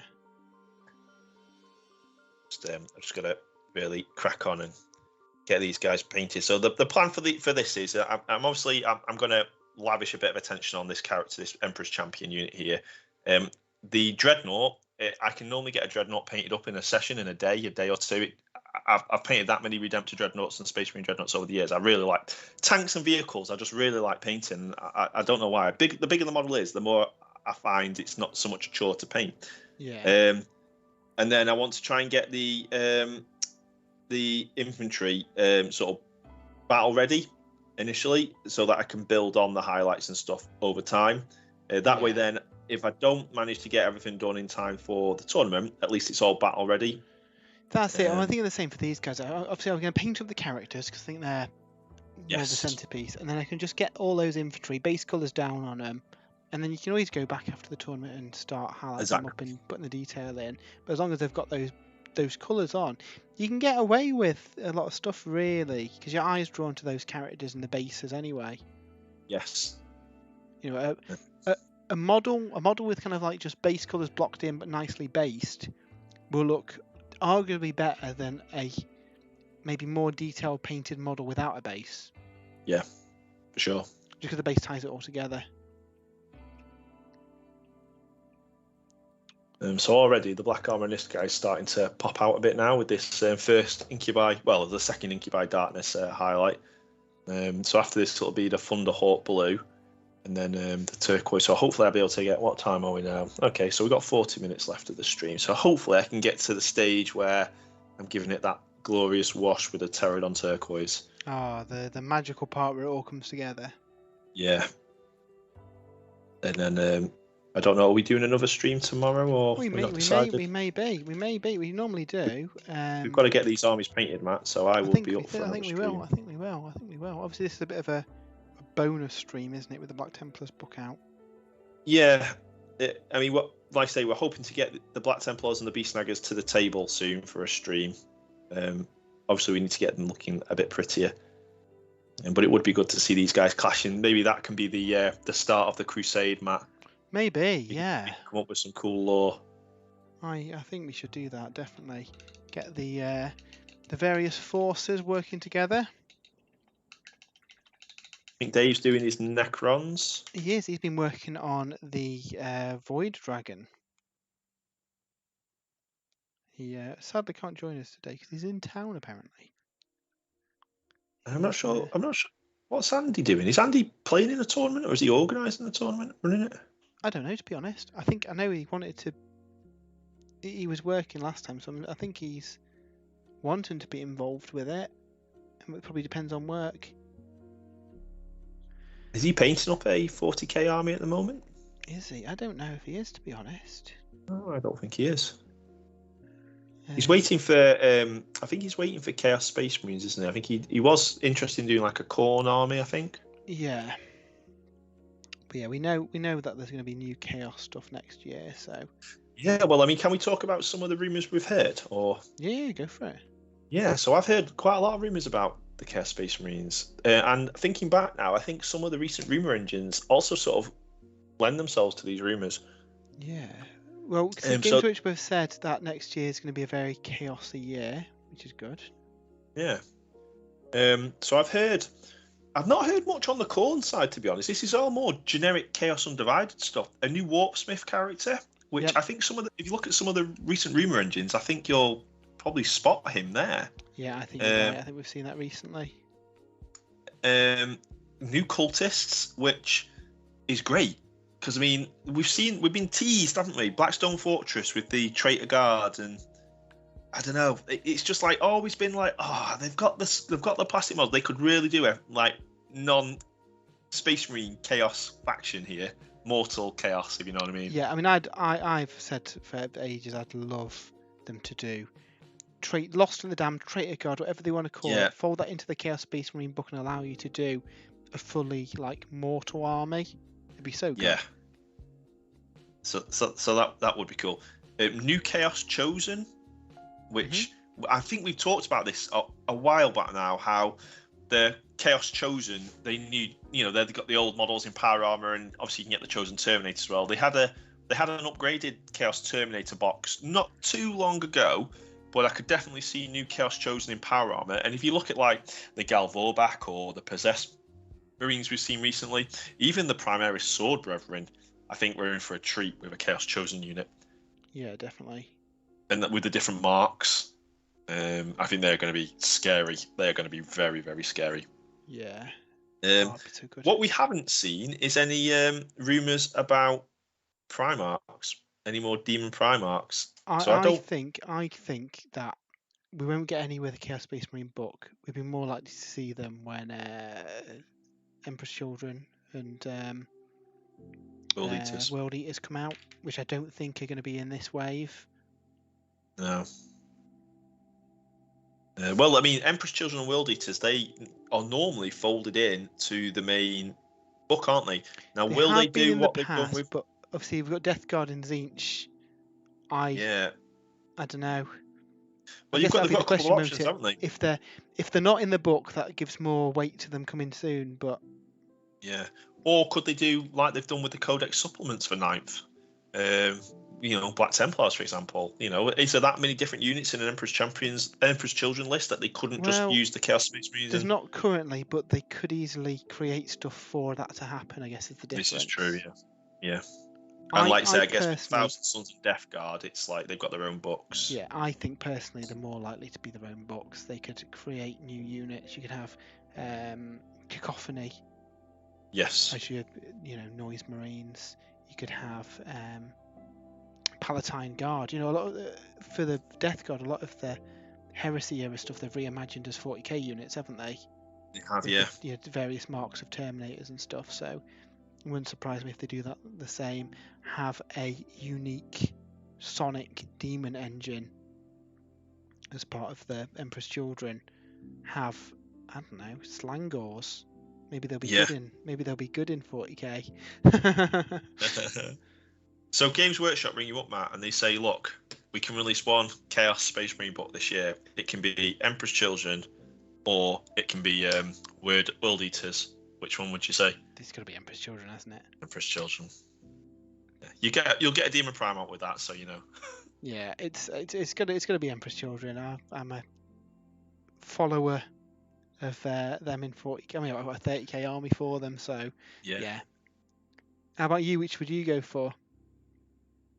Well, I'm not a Chaos follower, but I love your Emperor's Children army, and I love the Emperor's Children fluff. And you know, I could see them doing something with Emperor's Children and maybe tying it into the Eldar in some way with Slanesh and Sheafus and the Yunari. So that could be quite cool.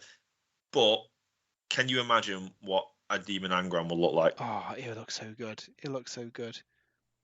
So I think I'm going to have to say World Eaters, just because I just want to see what they do with Angron.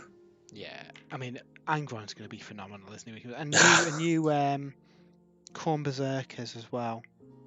And new Khorne Berserkers, yeah. I can't wait. I mean, I know you'll either be picking them up or Andy will be picking up. So I know we're going to have them on the table for battles, and I just can't wait to see what you guys do with those armies.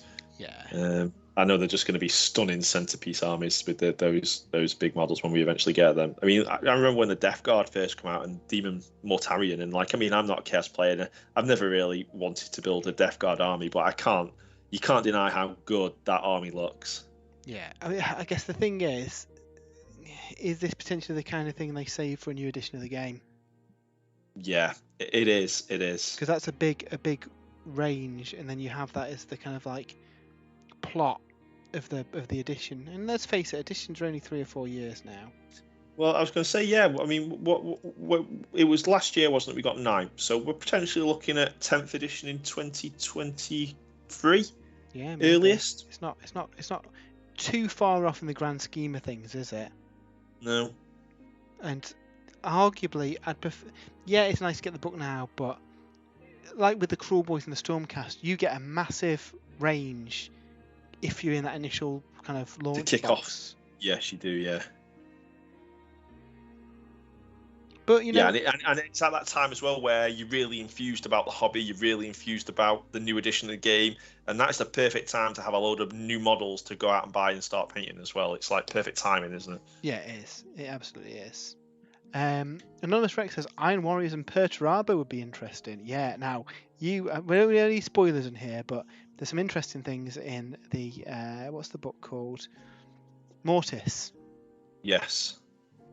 With the kind of his relationship with Chaos. I mean, I like the Iron Warriors. They're one of the Space Marine Chaos armies that I have always thought, if I was going to do a Chaos Space Marine army, I could probably get on board with something like the Iron Warriors. I think it's because you could really, you could limit the amount of Chaos mutations on that kind of army. It would, you could get it quite closely resembling a regular Space Marine army. So maybe that's why. Yeah. Basically, you're saying the evil Imperial Fists. Yeah, that's what I like about them. I've read some really cool 40k books with the Iron Warriors in and the Imperial Fist, and I do like that sort of rivalry they've got going between them. Yeah. But I don't know whether we would ever see an Iron Warriors Codex. I think you can probably build a decent Iron Warriors army out of a Chaos Space Marine Codex. This is it. The legions that have dedicated themselves to Chaos work better with unique units and stuff that don't adhere to the core army.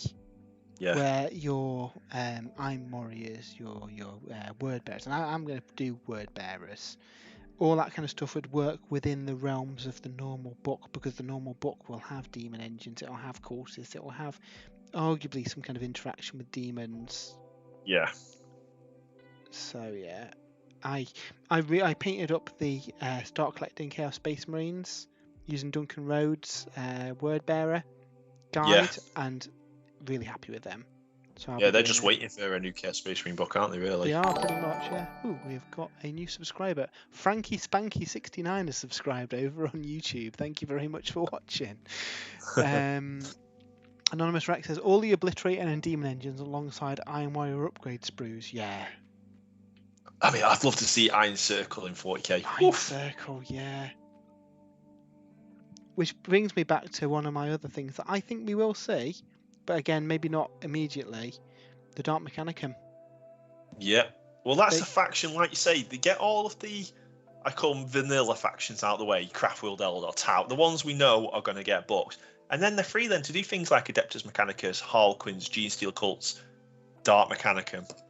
Yeah. And I think there's enough time in this edition to see that. I mean, potentially, we're going to have every codex out by the end of next year, potentially. I don't know. There's quite a few codexes left, but maybe. I mean, it's 18 months max, I would have thought. There's only, Yeah. what, 7 or 8 codexes to release? And at the start of the edition, they were putting out 2 a month, weren't they? The difference is, obviously, they've got the AOS stuff to get through as well now. They do, yeah.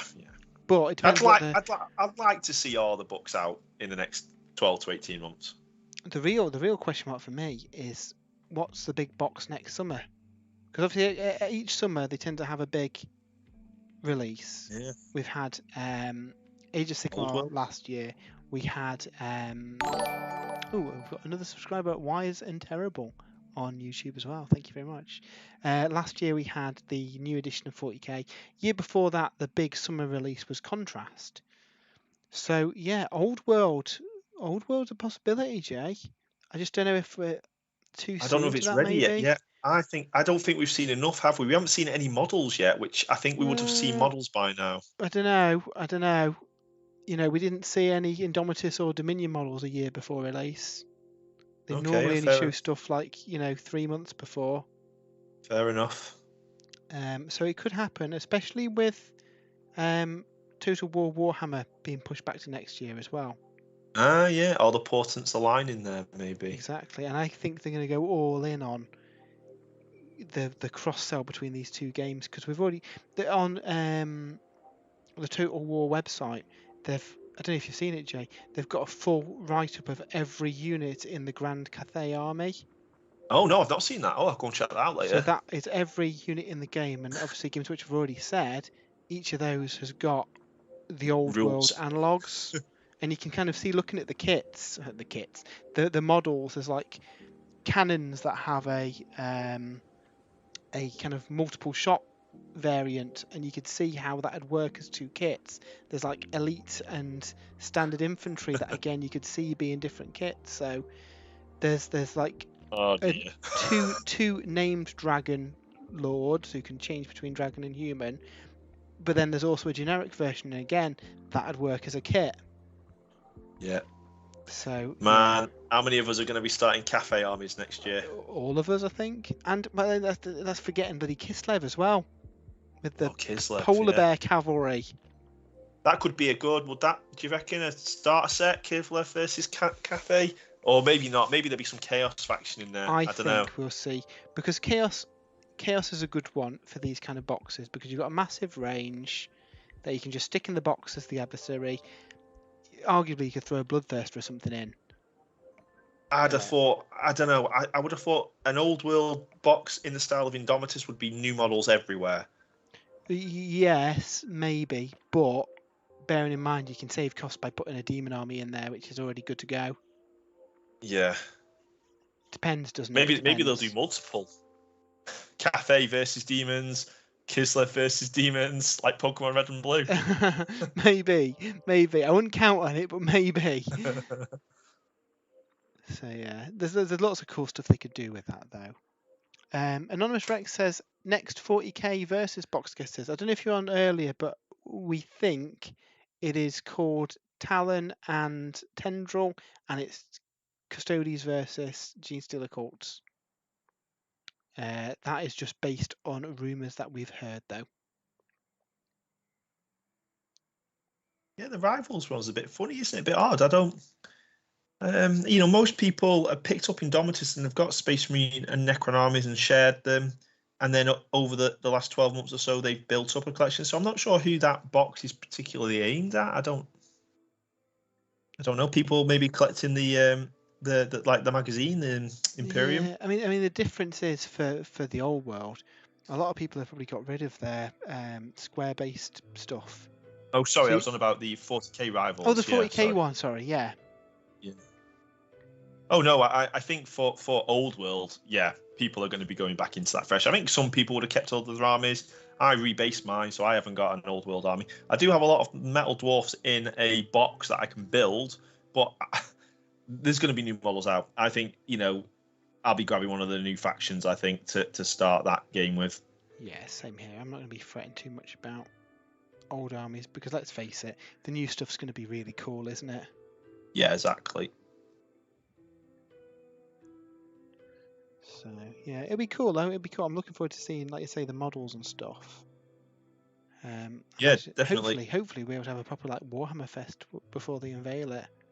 Yeah, and I think my brother, that he'll come back in. He's been absent from Warhammer really since Age of Sigmar and 8th edition, and I think he preferred the older style game. I'm surprised he hasn't really played much Horus Heresy because I think he would like that more. But he's never really got into that either. No. But Old World is right up his street, so. Yeah. And Kislev as well. I mean, I remember him having the old Kislev mini battle tome. Well, were they army books, weren't they, back then? Army book, yeah. It came free with White Dwarf, I believe. The old Kislev one. He had some of the winged lancers, are they? And the Ice Queen. Yeah, they're going to be so cool. And these are obviously the first like 2 factions that we've seen. Yeah. Now, I wouldn't go into it expecting every army to have a massive range at launch. That's why I think you could potentially get a box with Kislev and demons, because demons are easy to do. Then with a separate release for the Grand Cathay, and then I don't know, 6 months later we see another army come out. A lot of the old stuff that still exists, they could, like all your Cities of Sigmar stuff, arguably could be used in an old world army. A lot of the new vampire stuff would work well enough. It would, yeah. It's going to be interesting how they do it, isn't it? Because essentially it's starting a whole new game, and traditionally, specialist game releases get quarterly supplements. I guess and we know that it is a specialist game, technically. It's just whether it gets the kind of love of the main studio, where you've got army releases every month or 2. Yeah. I wouldn't count on it personally. No, but I could do that. An army a quarter. There's going to be 4 armies released for this game by the end of the year, the first year. Depending on how many armies launch in the launch box, I think that's a good schedule. I think that's great. Yeah, I mean, there has to be enough variety for people to be able to pick up the game and play it initially, and which is where sometimes you see some like other non-Games Workshop games fail in that regard, where they just don't release with enough stuff. People you haven't got the critical mass that you'll never become popular because people don't play the game because everybody's playing the same faction. Exactly, yeah, which is what they need to try and avoid. So whether they come out the door with 4 new factions, potentially, which is I think would be a good number to release with, rather than just 2 new factions, or 2 factions out the door, but we're releasing another 2 factions in the next 6 months. Yeah. Because arguably, that's how Age of Sigmar launched, wasn't it? If you're talking just new factions, it was Stormcast versus Khorne in the launch box. Khorne, and then shortly after, the Fireslayers came out. And then really, for a long time, a lot of it was the old kits repurposed for AOS, wasn't it? It's only really once we started getting to the 2nd edition books where all of those armies started getting their own identities. So yeah, it depends how they do it, doesn't it? It's one of those. Right, I think I've got all the silver down on these guys now. I don't know if you noticed yet, I picked up a wet palette as well. Oh, how are you getting on with that? Yeah, really good. I don't know why I've not had one a long time ago. I can so this paint, I could put the lid on, come back tomorrow, and it's still wet. I think actually I need to invest in one of them because this initial highlight of the Incubi and the Chaos Black, it dries really quick, and I need a lot of it. So I think a wet palette will come in handy there to because I'm just working on this character now. I think once I've done this character, the next character I'm going to paint is the Marshal. So I've got my 2 characters done. I'm gonna do my dreadnought, but then I'm just gonna. By that point, then I think I would have collected me infantry. So I'm probably gonna have about 20, 25 infantry models in the 1250 points, and I'm gonna batch paint that, which is where I'd need the wet palette. I think I just want my characters to look good, and then me infantry just to look average. And then if I can get them looking good for the tournament, great. But if not, at least I can still use them because that's the important thing. Yeah, I mean that's it with this lot. You can see for the big splotches I've got on here, the Barracknard Burgundy. So the ready dark red armor panels. I start with Barracknard Burgundy and gradually introduce more Mephiston red to them. Yeah, But it's hard to keep that consistent if it's dry and you're coming back the next day.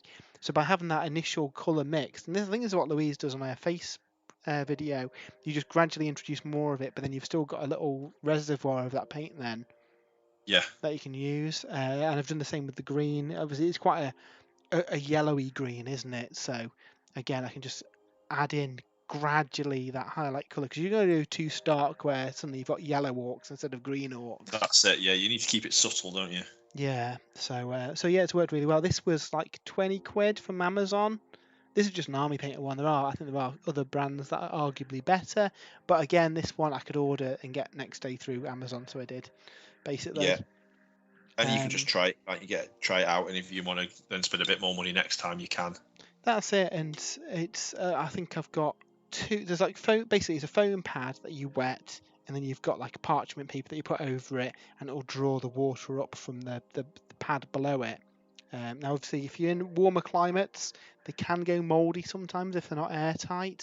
So that's something to bear in mind. This one hasn't, and I probably need to change the paper soon. But I mean, I've been painting from this a couple of weeks now, and it's still fine. So that came with the actual palette itself, 2 foam pads, and about 50 sheets of paper. And then underneath, let me put this back into shot. Underneath the lid, you've actually got storage for all your paintbrushes as well. Oh wow, which is cool. really nice. Oh yeah, that's.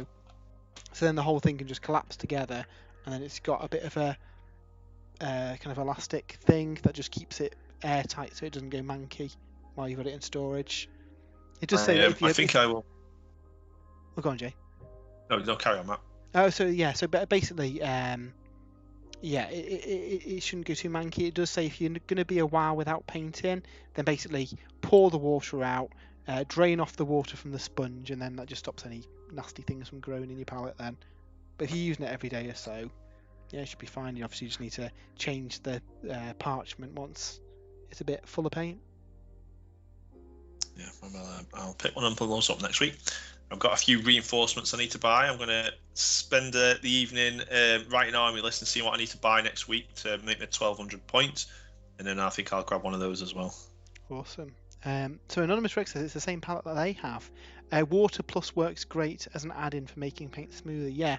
So yeah, essentially the water in the bottom of it keeps them moist, but you can use whatever medium that you want. So Water Plus, Citadel, Lamy medium, whatever you do. Contrast, I'd probably use on a normal paper palette because you're going to change the properties of it by drawing in too much water to it, unless that's what you're going for. But for normal paints, yeah, it's fine. Steve Harbour says, afternoon, gents. Afternoon, Steve Harbour. You've got to us in the twilight of this stream, I'm afraid. Jay is painting up the new Emperor's Champion from the Black Templar Army Set. Keep trying to call it launch box. They changed. I keep trying to call it launch box as well. Yeah. So yeah. So we've done I'll link it again just in case anyone's late to the stream. But we have done a full review of the Black Templar set over on the website and here on YouTube as well. Let me do that on. If you were watching on Twitch, you won't be able to see the review here. Just head over to our YouTube page or spruesandbrews.com and you'll be able to see that full review. Jay's done an accompanying written review as well, so whether you want it in video form or written form, you can get it that way. Lost in the Mortal Realm says, put a couple of pennies under the sponge mat. It helps stop the mould. It works as some kind of deterrent against mould. That's interesting. Oh, yeah, like the copper pennies, yeah. Yeah. Or, yeah, silver. And natural antibiotic, or what is it, antibacterial? Yeah, that's a good call, that. I think in grim and dark and cold UK we should be all right. But if you're in warmer climes, I imagine that things could get pretty mouldy pretty quickly if it's a bit humid, especially in the summer months. Now what's going to be really good when it's been particularly hot this summer, it's like one of those where you couldn't paint because your paint was drying on the palette. This should hopefully stop that a little bit and make it a bit easier to paint. Steve Harbour says I'll rewatch later. Awesome. So. I think we've had a few late additions to the stream. What's everybody else painting? What are we all working on? We got any? Got myself covered in paint. We got any projects that we're doing, or any deadlines to get things painted? We're both painting up these predominantly to do a battle report, Black Templars versus Orks, but also because we've got a tournament that we're going to in November.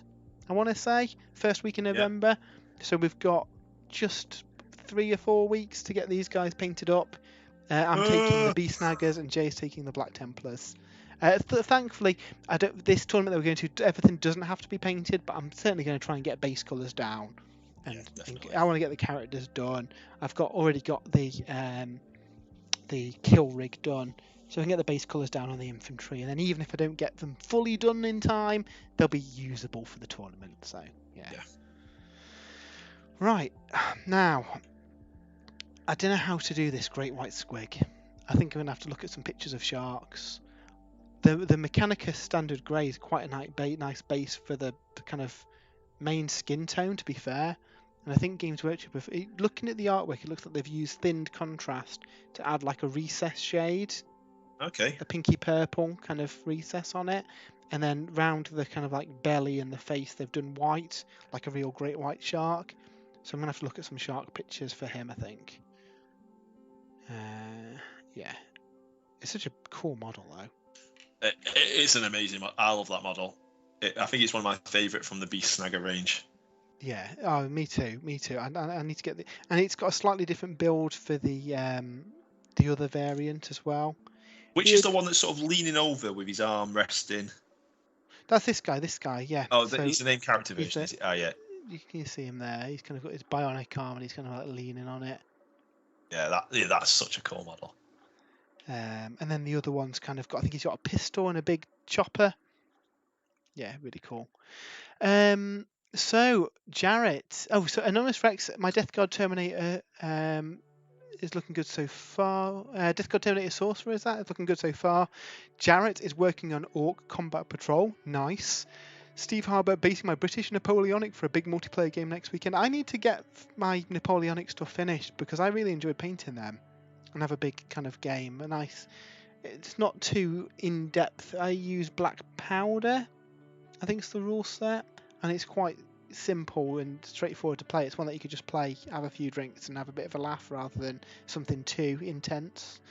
Lost in the Mortal Realms is building and painting a Necron Immortal kill team. Had a couple of games of kill team at local GW. Really enjoyed it. Yeah, we really enjoyed the games of kill team that we had, Jay. We need to introduce Dave to that, I think. Because I think kill team is brilliant. Yeah. There was an update. Was there a FAQ or errata or something for kill team this week? There was. So they've put out a big FAQ. They've changed a few things. Custodes in particular have come down. They had 4 action points. They now have 3, which makes them harder to. Problem with Custodes was they had an ability that let them shoot twice or fight twice. That cost what, 2 AP was it? No, that's just a tactical ploy, wasn't it? You just did it at the beginning of the turn. Yeah, sorry. So basically, they could just decimate everyone. Ploy. They were so in all the tournaments, they were like 75% win rate or something ridiculous like that. Yeah, way better than they should be. And we said this during our very first. I think at one turn into our first game with it, how did it get through the playtesting? Because they seem way more powerful than the others. Hopefully, bringing down those action points just makes them a bit more easier to play against. I don't think it's enough. I think they need to go a little bit further. So I think we'll see more tweaks to the custodians myself. Mm-hmm. I think definitely having 3 action points now. Obviously that's 25% of their actions has come back, but they can still shoot twice. Yeah. They can still shoot twice and fight. So I'm like, So I think we may see some more changes still. But we were saying, will we see the changes in like patches like that, or will they actually get their own proper kill team at some point in the future, and that's when we'll see the proper changes. Yeah. But it's good to see that them reacting straight away, because I think there's been a tournament at Warhammer World, hasn't there? So Yeah, and I think it's based on the feedback from that. So I mean, say what you will, the feedback and fixes have been pretty good recently, haven't they? yeah. For all GW games. Right, I'm gonna gamble here and go with the Fang for the hair for Zodgrog, and then go up with like rust grey and stuff, because it's quite a blue grey hair that he's got. I guess the problem Games Workshop have with armies like Custodian Zone, it'd be interesting to see what they do in the book, is that they have to strike that balance between them being tough because they are an elite army. You don't have the model count, and then you look at armies nowadays where you've got how many attacks does an Ork get at toughness 5 now on the charge? 3 or 4 attacks? 3. Yeah. So, and a Custodian only gets 3 attacks as well, toughness 5. So they've got to sort of make them resilient enough and damaging enough to account for their small model number, but they're not where they can steamroll every other unit that gets thrown against them. It's a tricky thing to sort of nail, isn't it, I think? It's a bit of a balancing act, isn't it? And then you've got the other kind of wrinkle in there, is getting them to represent how they work in the lore as well. Yeah. You've kind of got a 3-way balance, haven't you? Of does the army feel like it is, because that's an important thing for Games Workshop as well. You know, a big element of it is the lore and the identity of each army. Well, a lot of people are drawn to armies because of that. Yeah. You know, not everyone's a big power player, tournament player, looking for the most, tuned army they can build and buy. People they may be historically massive fans of Tyranids, and they just want a Tyranid army that's workable and is fun to use. That's it. And if your Tyranid army doesn't feel like they do in the lore, then it's like, well, hang on a second, am I actually playing Tyranids here? Yeah, this isn't Tyranids, yeah. So it is a tricky one, and I don't envy them for having to try and find that balance. No, and I think the only thing they can do is respond and release these sort of tweaks, can't they? In the if it's just a points issue, then that's easier to fix. I think, like the Killer Rig, for example, we're sort of expecting the Killer Rig is going to get a little bit of a points increase because it's too cheap for what it does currently. But the actual war state sheet itself is fine. There's nothing on there that is game breaking, and when you compare that to something like, I don't know, I'm trying to think of an example now. Well, maybe the Lumineth Spirit Foxes, the Wind Spirits, where they've got that much stuff going on their War Scroll, where they can move in the opponent's shooting phase, they can stop pilings. They're harder to fix, I think, because that War Scroll has been designed. How do you? You think, okay, well, we'll just remove that ability that stops them moving in the shooting phase. But then, well, hold on, they've only got 8 wounds. They've only got 5+ save. They're never going to be able to just you've get got shot some big mechanical changes then, haven't you? Yeah, so that's where it's harder to. Give a quick shout out to Midi Bear, who has just followed us. Thank you for following. Hope you are enjoying the stream. Steve Harbour says Thin Down Dawnstone works well for shading grey, and it's black powder that they're playing. Lost in the Mortal Realm says didn't know about the FAQ. We'll need to check it out. Cheers, guys. Yeah, if you go to Warhammer Community, and then there's a tab on the top right, I want to say, for FAQs. They're all in there. There's quite a few. The biggest one is the Custodes. I think that was really one of the only issues that we saw when we were playing it, wasn't it? I think everything else worked pretty well. There might be a few tweaks here or there where they've adjusted some things. I think there was on the Orks, one of the gangs we were playing, the wording on one of the rules was slightly wrong. I think they probably just fixed a few little bits like that. I think on the whole it was pretty good out of the box, wasn't it? Yeah. Oh yeah, I really enjoyed it. I mean, that first game we had was very balanced. Yeah, it was, using the Deathcore Krieg and the Orc Commandos. Yeah. Yeah, which you'd expect from a box game, I guess. But some of the index factions I think probably do need a bit of work. I mean, I'm looking forward to the Tau and the Sisters of Battle one. Yeah, I am too. Are you still building the Sisters of Battle army then, Jay? Or are they kind of on the back burner now? I actually sold them the other day. You sold them? Oh, I'd have had them off you, Jay. Oh, sorry, man. Yeah, they have gone into Black Templar funds. Ah, That's I've kept the only one I've kept is the ones I've painted. So like me, Val. High Lord. Yeah, I wanted to keep the ones I painted, but I sold the rest of them because I thought they've just been sitting in a box and they're not going to get built, especially with the Black Templars coming. And if we're seeing Custodians as well towards the end of the year and Eldar going into next year, I can't see a gap where I'd be able to get them painted. Well, I might have to grab that codex off you and oh yeah, definitely. Yeah, I've not the sold that. update the my current army. Yeah, I've still got the codex. I've got a big army when they kind of first came out, but I haven't used them in this edition. So yeah, we'll have to get the sisters on the go then. The Sisters were another good book with a really good crusade content as well, with the martyr, the sainthood, where your characters were aiming for sainthood and they could achieve different objectives to qualify as saints, and then you martyred them and give bonuses to the rest of your army. Yeah, they've been some really nice things. Like you say, the Space Marine and the Necron ones are kind of pale in comparison now to some of the more recent ones. They do, but I haven't lost hope because in the recent White Dwarfs, where we've had all the Path to Glory stuff come out for all the Battle Tomes, Age of Sigmar, there's nothing stopping them doing a Space Marine White Dwarf Crusade update. Yeah. Yeah. I mean, it wouldn't surprise me if next year we get another Space Marine book, to be honest. Yeah, I know, yeah. With, what are we missing? Maybe Assault Marines and... Assault Marines, yeah. I don't know, what are the units we really missing? Primaris Flyer. Yeah, maybe, yeah, Flyer, maybe. Terminators. Terminator equivalent, yeah. Outside of that, we've kind of got most things, really, haven't we? Yeah, the Primaris range is looking pretty good now. Cool. Right, that is his hair done. There's a few bits I need to neaten up, but that's not looking too bad.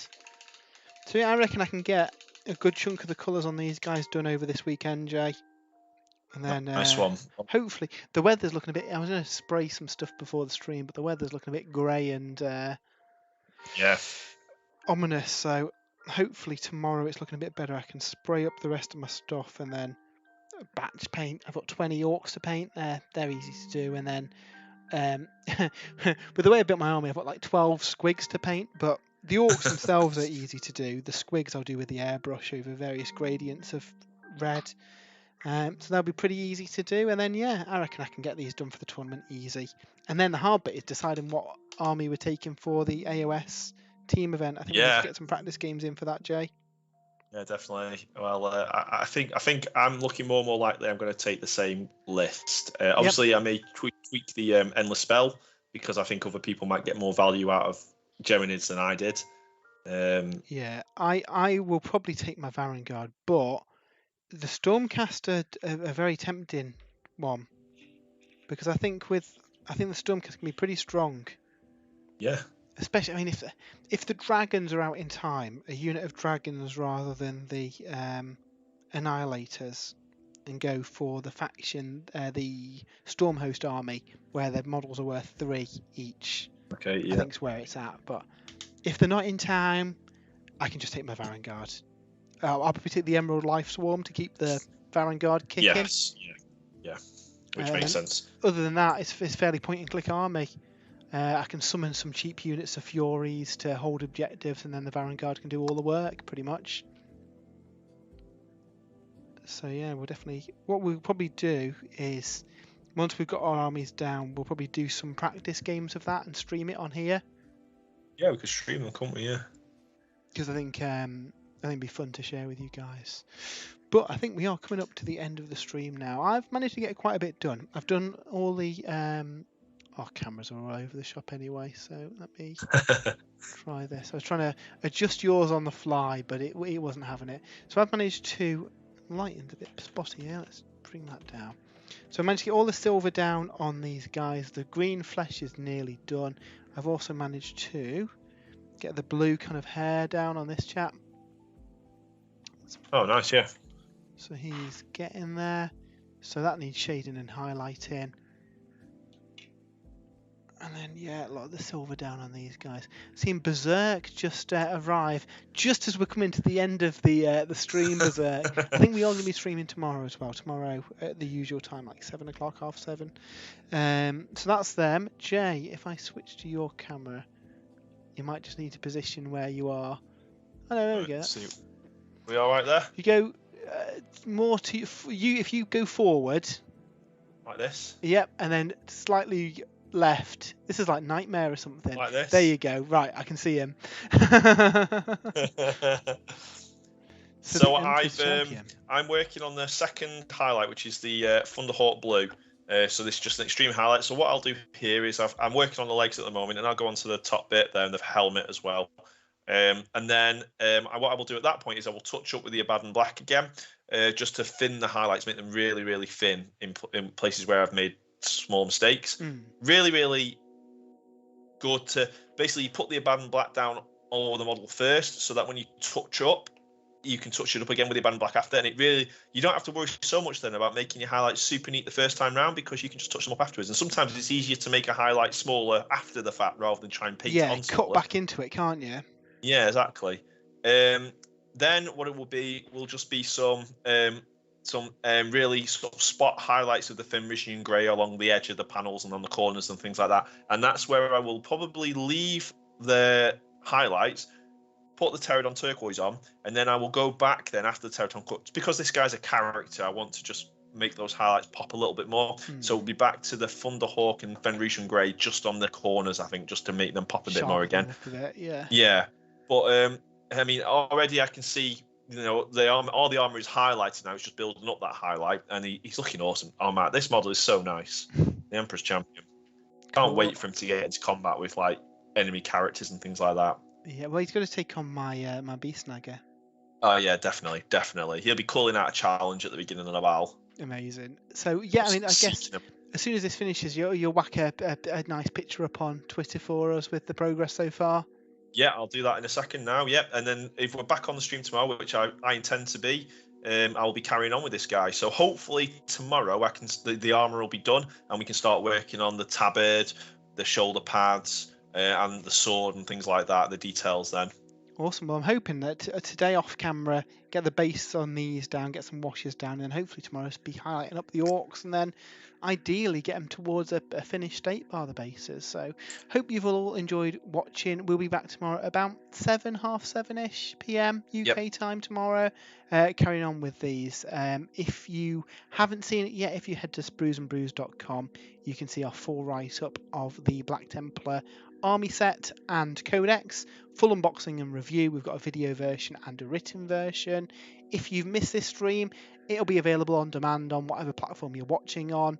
But yeah, we'll be back tomorrow with more painting, guys. So hope you've enjoyed it, and we'll see you soon. See you later.